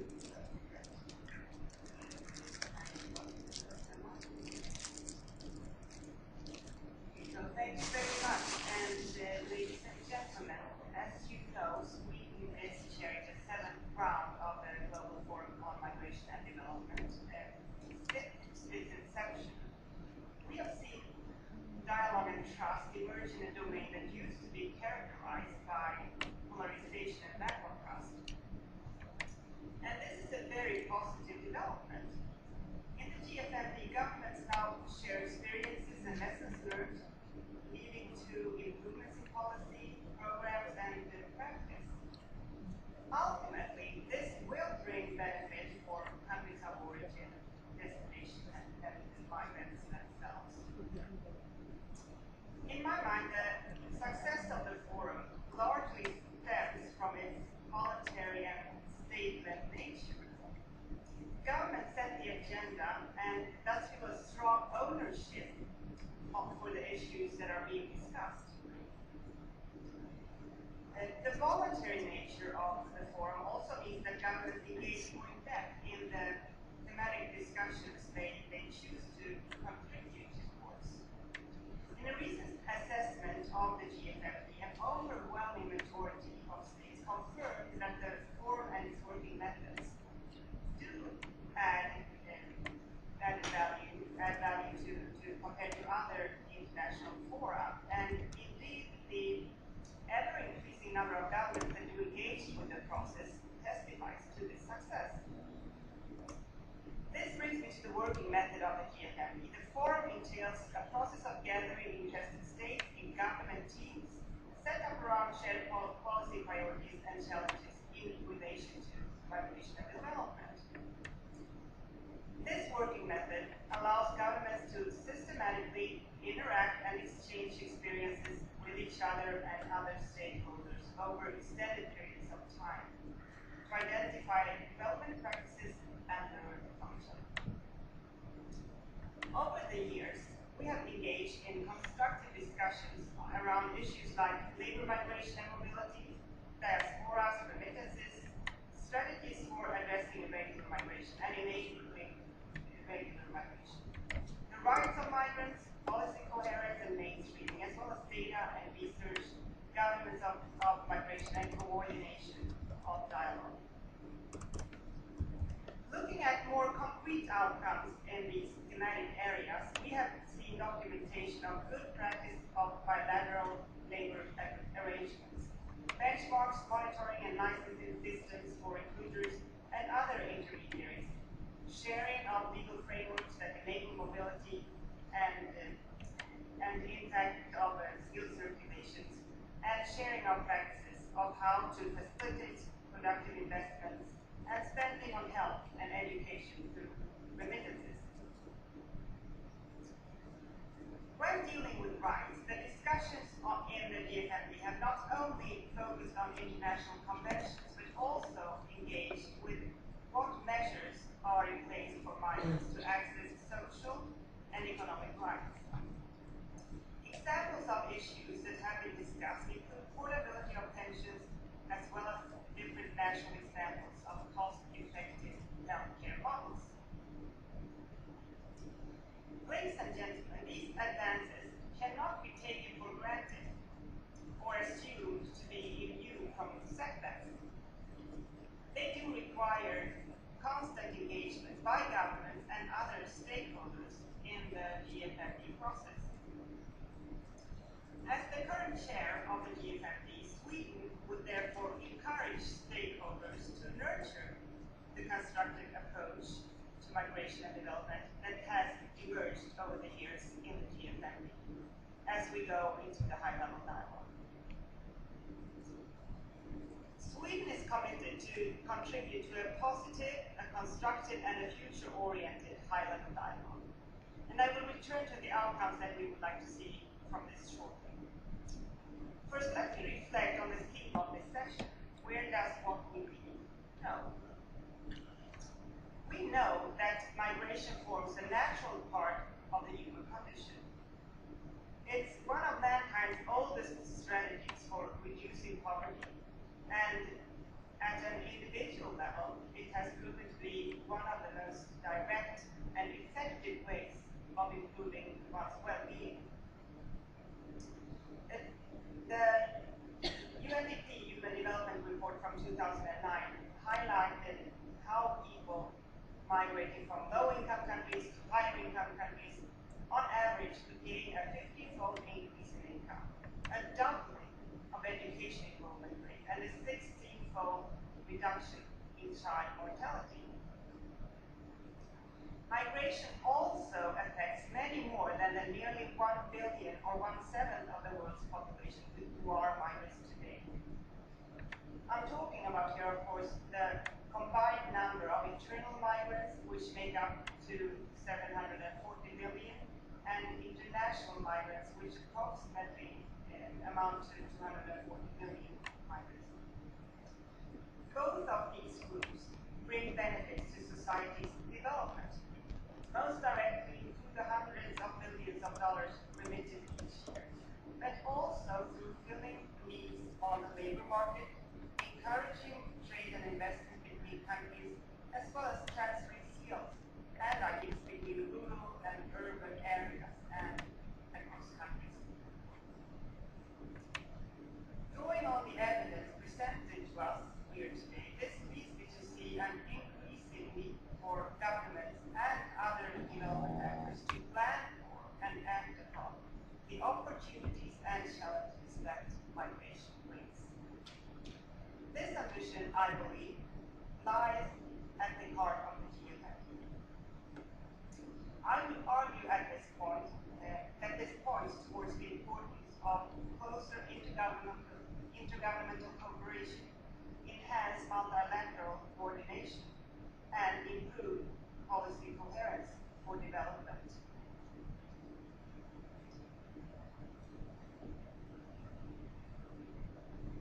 My belief is that we should continue strengthening intergovernmental cooperation and coordination through the GFFD, enhance multilateral coordination through an improved global migration group, and that the most effective way to encourage policy coherence between migration and development is to ensure that migration is integrated in the post-2050 development agenda. So what does this entail then for our expectations on the high-level dialogue? Ladies and gentlemen, as we approach the high-level dialogue, I would say that this event will allow us to advocate forcefully for making advances on all of these fronts by calling for the integration of migration into the post-2050 development agenda and sending clear signals to the GMG that we want to see it improve its responsiveness to governments, enhance its capacity to coordinate its work at headquarters and at country level, and finally, clearly recognizing the success of the GFFD as a constructive, trust-building, and knowledge-sharing platform among all UN members, but outside the formal UN structure. what I mean by anyway migration into the post-2050 development agenda. We have heard here today that migration is a critical enabler for development. It needs to be recognized as such in the forthcoming development agenda. I also pointed to the need for improved planning to maximize the benefits of migration and avoid the negative impacts of migration. Thank you. This calls for partnerships. You're welcome. Thank you. What I'm proposing is therefore a two-pronged approach: the inclusion of migration as an enabler of other development goals, and establishing of migration-related partnerships with clear targets and indicators that can be monitored. Looking into the future, I'm convinced that the inclusion of migration in the post-2050 development agenda would send a strong signal to development actors, be they bilateral development cooperation agencies, national planning commission, or multilateral development agencies, to take migration into consideration in their development analysis and plans and monitoring efforts. As these actors combine efforts to monitor and report on progress, one would be surprised if it didn't lead to enhanced coordination among actors around migration and development, at the country level as well as the global level. In effect, therefore, by including migration in the post-2050 development agenda, we would also be encouraging the global migration group to coordinate their work more effectively. Thank you very much.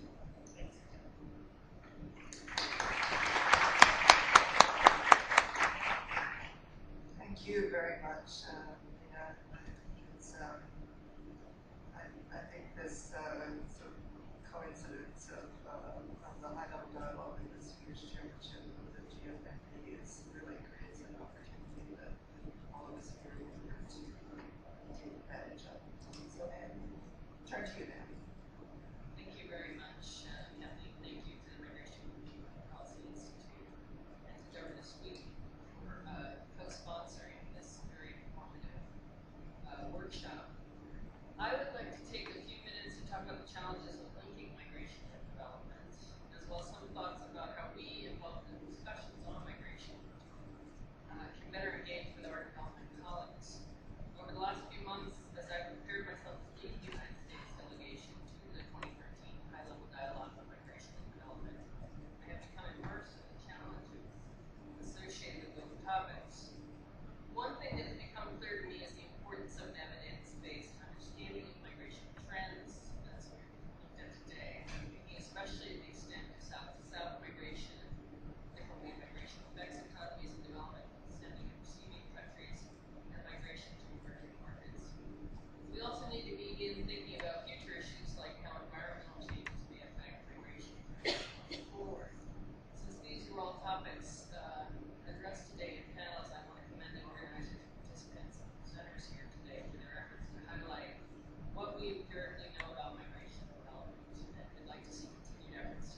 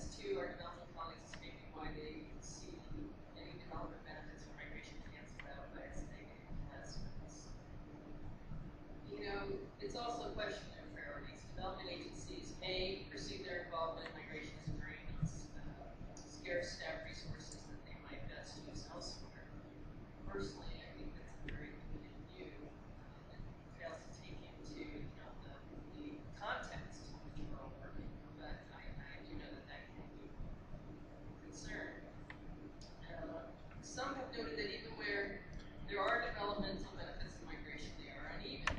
Remittances, for example, are more important to some developing countries than others, and even where important beyond the government's control. Development agencies have more experience in internal migration. Urbanization, one of the developing world to urban settings that I know we'll discuss here, is also having a major impact in many countries. Another point, perhaps, is that migration development actors speak different languages. When we say our goal is to mainstream migration into development, sometimes I as well, because what does that really mean? And if we can't articulate what it means, our development colleagues surely will take this seriously. In general, I think migration experts look to talk about the migration development union because they believe that migration can facilitate or enable development. So, do members of the international migration community have a common understanding of what the migration development is or should be? Here's a word of caution as we get excited about the upcoming HLD, GFFD, this whole fresh look at sustainable development agendas and frameworks. The expectations of migration experts may not be consistent. In discussions surrounding the post-2015 development framework, we've seen how development actors and UN member states are under pressure from a range of groups to include their pet issues as goals. The process will need to be disciplined in the final framework to remain concise, clear, and able to mobilize action in the way that the original Millennium Development Goals were successful in doing. Although development and migration are clearly interrelated, how it is incorporated in the ultimate agenda is unclear. So I've heard some people say, and I sort of expected naive people to say we got to have it as one of the goals, but I've heard it from very smart people whom I respect that we've got to have it migration as one of the goals. I think that there's not much. I can report to you there's not much traction for that idea in Washington, and so I think I would be very guarded on that unless we start to see development leaders come out to say that. And maybe I'll be surprised. So here's how to better engage with leaders and bring development actors into migration development. So let me start by saying it is up to us, the international migration community, to attract the development community to these issues. Let's face it, they're busy. Development agencies do difficult and important work in some of the toughest places on earth. The goal of examining migration's effect on development must be to maximize the positive effects of migration and reduce the need for government-to-government development assistance. I would like to suggest 7 ideas that should appeal to our development colleagues. Our new ideas, but taken together, they may allow us to better engage. First, narrow our focus. As I mentioned, migration and development are huge topics. We begin to narrow our discussions to focus on issues where there is reliable evidence and common understanding. I think remittances is an excellent example, especially in light of the work my colleagues have done on this. Having this figure, 406 billion in remittances in 2012, that number, understanding these funds generally transferred to individuals and families. Can our development colleagues help us determine how best to multiply the effects of such large infusion of funds into development countries?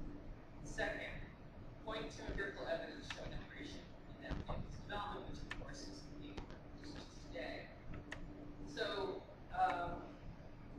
the World Bank reports that women in households in developing countries who receive remittances have higher birth babies than mothers who do not receive remittances. In addition, children in these households on average attain higher levels of education than their peers who do not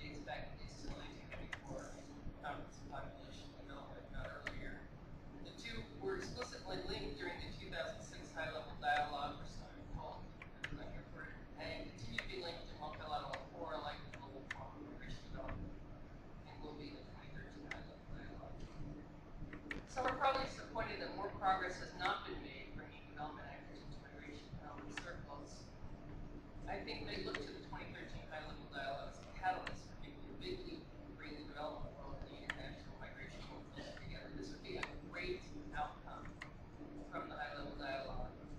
But again, let's keep our expectations realistic. Another way to look at increasing the migration development link is to see it as an evolutionary process. More and better data is available, the natural links can become increasingly obvious to those involved. As this occurs, international migration will become a greater part of the development dialogues. At the risk of repeating myself too many times, I do think the World Bank, which is one of the most important development agencies in the world, sees the potential development benefits of migration. So as Nomad fills in knowledge gaps, how long until other development actors can understand the implications of migration development? My guess is not too long, especially if we narrow our focus and keep our expectations realistic. So let's think about what we in the migration movement can do to help this evolution move forward.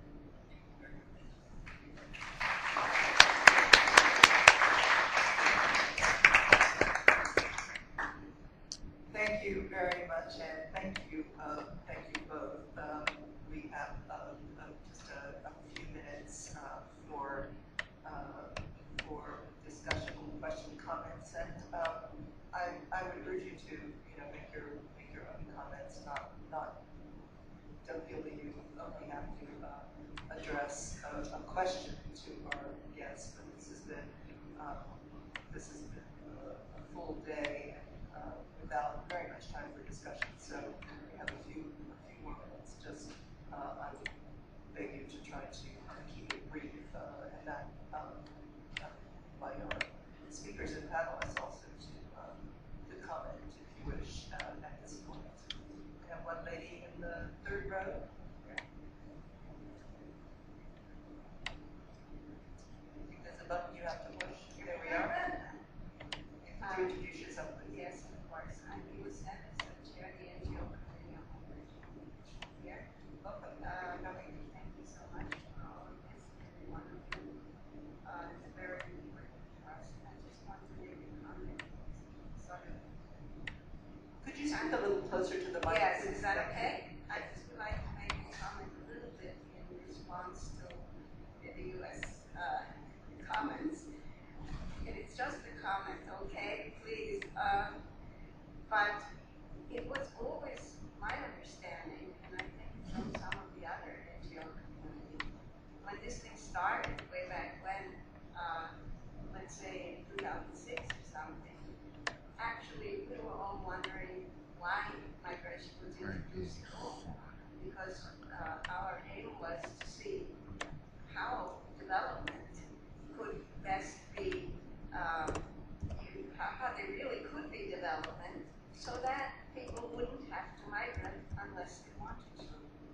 And then it was our impression, I don't want to speak for too many other people because it's just myself, it was our impression that it was basically the states and basically as part of the GFMD who were interested in adding migration into the dimension to migration and development, because what they saw was how much migrants contributed in terms of remittances and so forth, which helped the development in the aid and so forth and so on. And so I think what the migration community, CS, civil society, the migration community decided was, or tried to push, is that as long as migrants have to migrate, not only want to, but many of them have to, because it's not for everybody yet a choice. So what would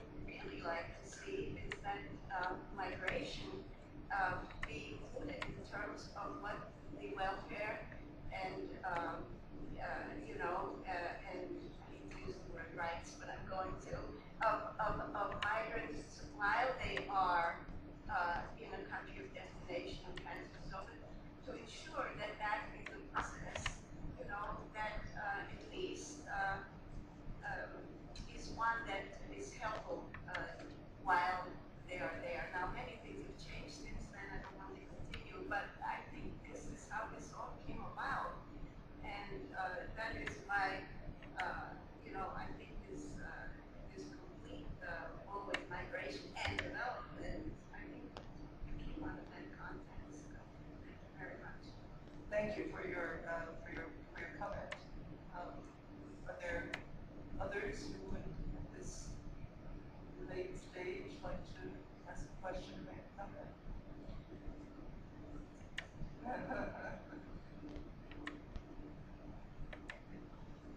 Then, Anne, do you wish, it was not that as a question, but I'm sorry to give you the No, I welcome Eva's perspective because you can, because I acknowledge I wasn't there in 2006. So if there are any other alumni, I'd really love to hear more about it. I think that in the world of the State Department, Foreign Service officers and political appointees turnover, 2006 you wouldn't think it was that long ago, but we have a crew now. So I really appreciate your talking about that. So what you were saying is it was originally sort of development and migration in 2006, or with the focus on development.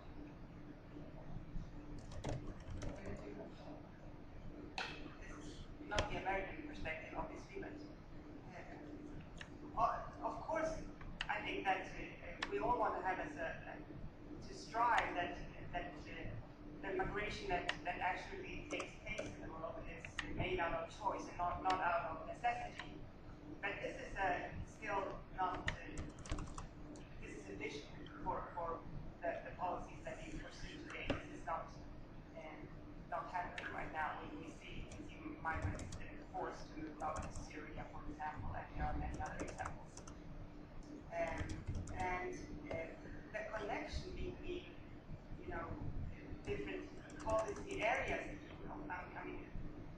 I would hope we would connect to even more areas if they could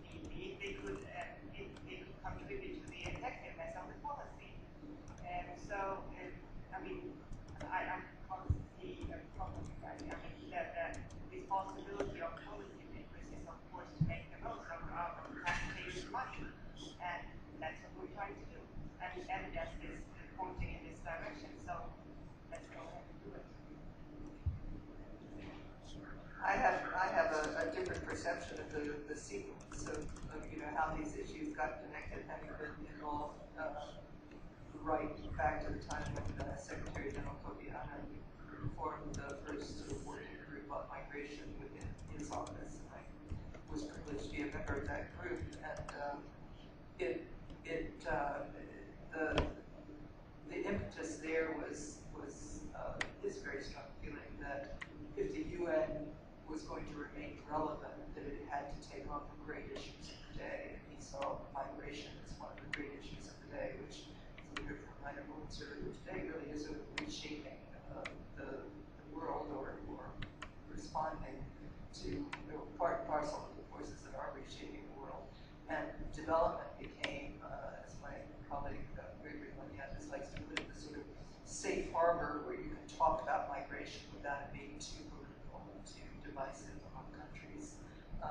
So that's my perception, but I'm sure there are lots of different ways of seeing how it can turn out. I think maybe we have time for one more comment. Don?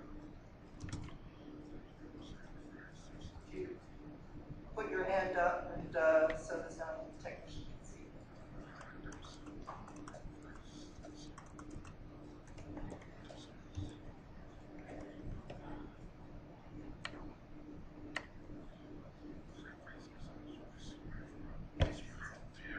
Yes. Okay. So for Anne, I just wanted to kind of follow up on that issue of the point that to work towards more achievable kind of impactful goals related to migration and making migration close to the 2015 development goal, and whether you have specific ideas in mind, and whether you're still talking about pushing migration in the context of the migration and development dialogue or other contexts.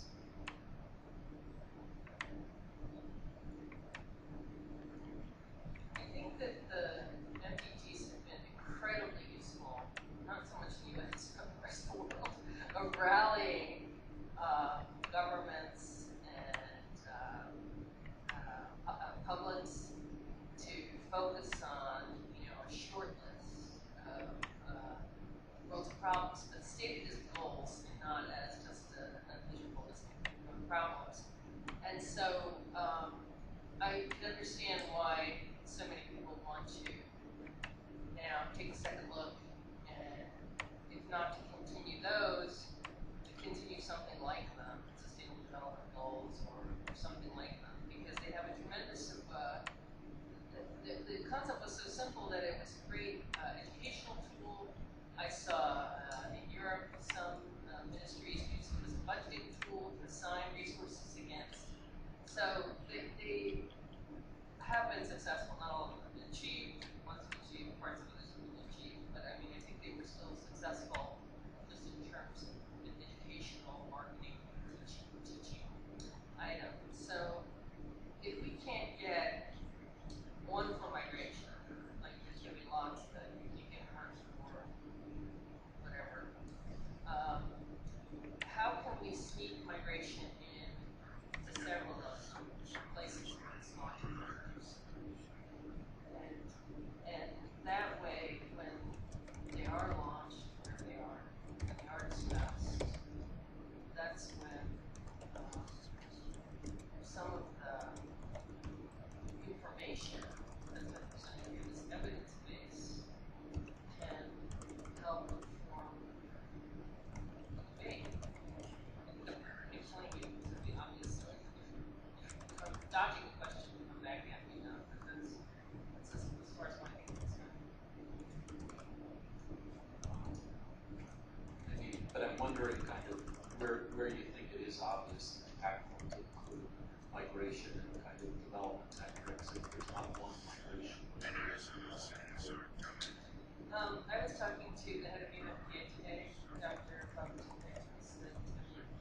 and he said we have to make sure that the reproductive rights of migrants, they're another population that we have to make sure is not neglected or left out. And so that's where my expectations started to rise. Here is a leader of development issues, and he's not saying, I'm just going to focus on reproductive health and contraceptive use. He's saying, I think migration is an issue related to this work. And that, for me, and I suspect there are other issues like that. And so, if we have more leaders like that, then I think we get something done.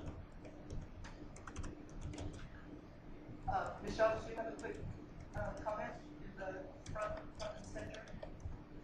And I'll ask you to be brief, since I know that Nina has to be in a taxi in 6 minutes. Thank you very much. Thank you very much. I just to say that I don't think there's a discrepancy between what both our panelists just said specifically on this question.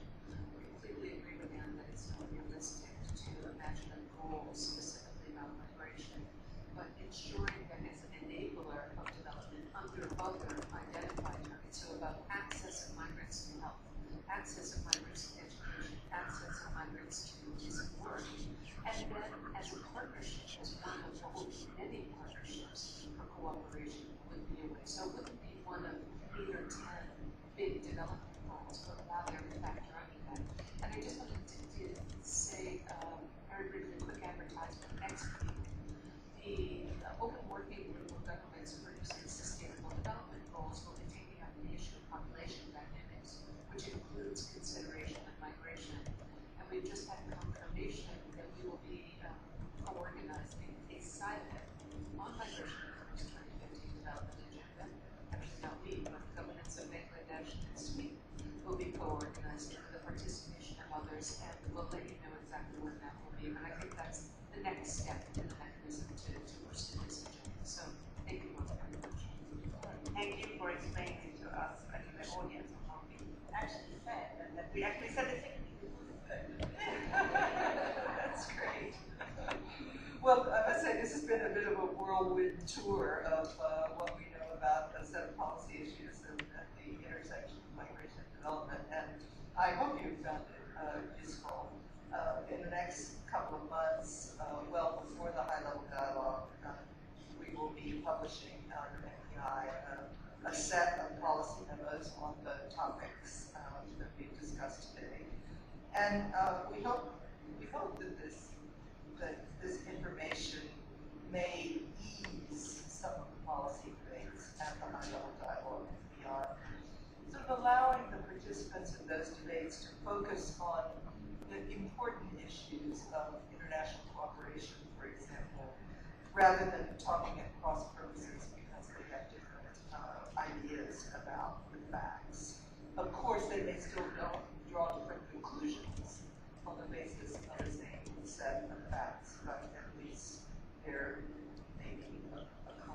starting point, and I hope we can contribute to that.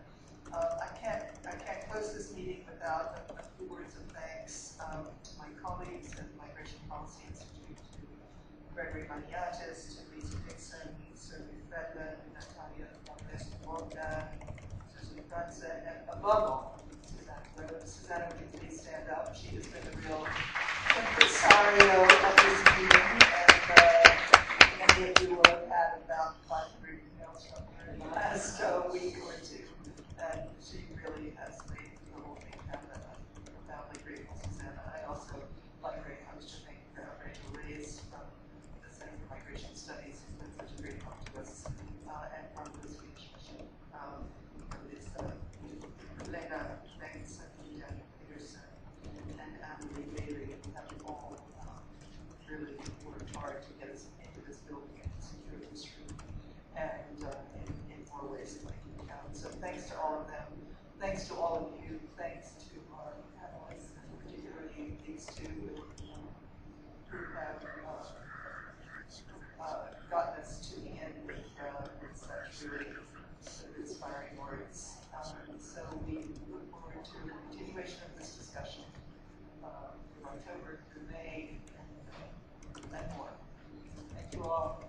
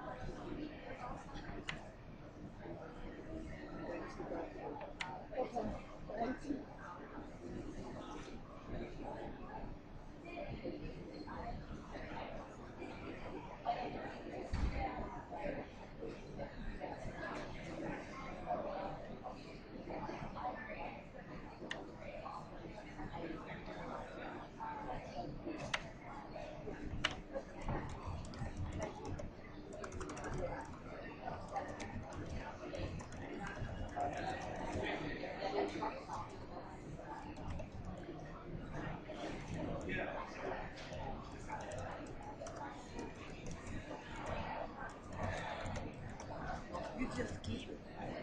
No, I've been here the whole time. Did you send me email Reply. about DOL, Department of Labor in Not yet, because I'm due that tomorrow when I get back in. Okay. Because I'm here, so I didn't have to notes or anything. How you related with migration? You know, people disabled, things not great, Sorry, healthcare, but I think I got something wrong social with your services. email. It's a bigger burden Yes, on because I the member sent it states and the community that these people go to, and like in regards to the Mexicanos, that we have the issue where they can't get healthcare.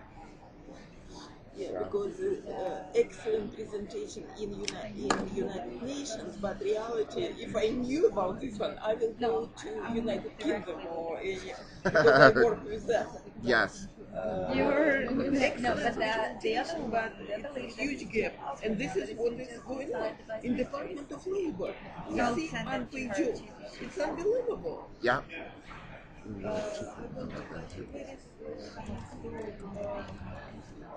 Sweden. Well, since it's the email from my government, I don't know what's in the event right now. You know, probably the server says this is what our server is for. It says error, but I don't know why.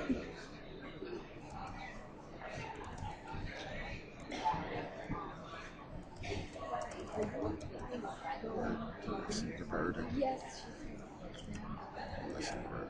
there is some yes, the student just told me is that they're going to be person's telling us where to go to take the shuttle and we'll take us to us. Okay, so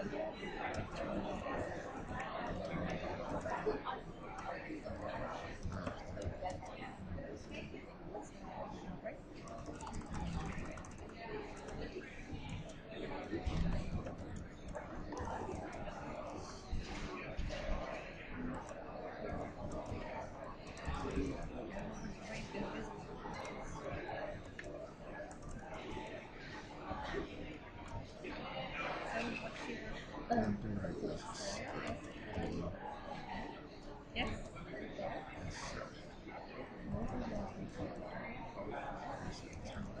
O-S-A-E-N.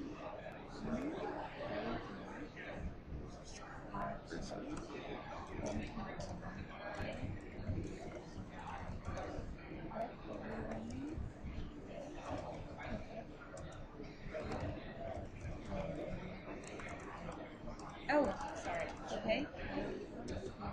No, at all.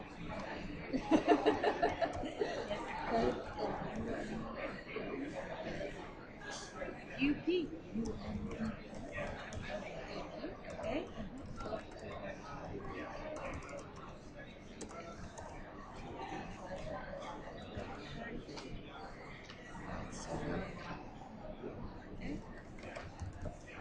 Medium. I'm gonna write you my name. Medium level. Thank you. And maybe just what have you been doing?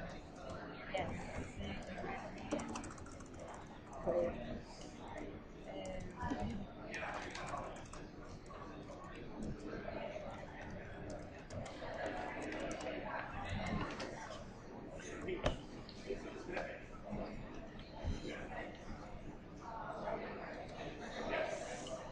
Are you also going to Canada? Well, we don't know yet. Because, you know, there's a director that's in charge of all the subjects, so she's supposed to go. So, since it's so far away, she just she says, you see. You see how do you behave during this?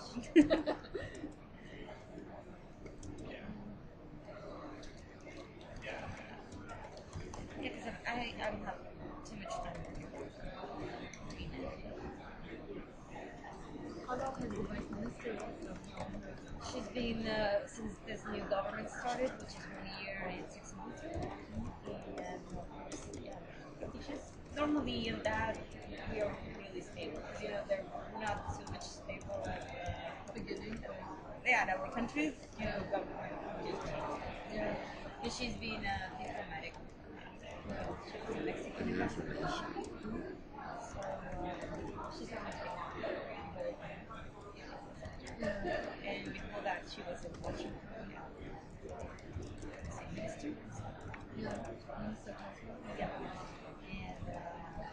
And so yeah, but foreign migration is always the yeah, but that's her subject. Yes. Like, so I'm gonna send it to you and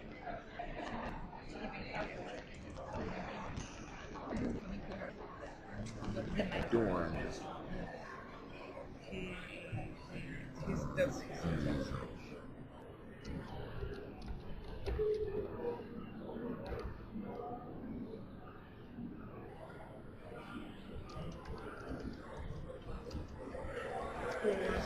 Government, you never know. You might have some important might other have things some pop up. things. Really nice. I see you at the door. Yeah, thank you so much.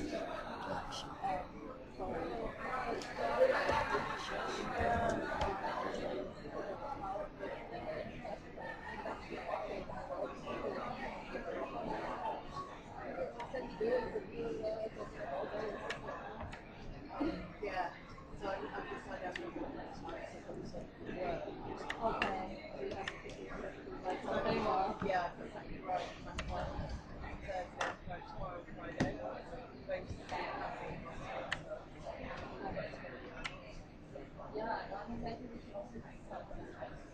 Yeah, that might be easier. Should we do that?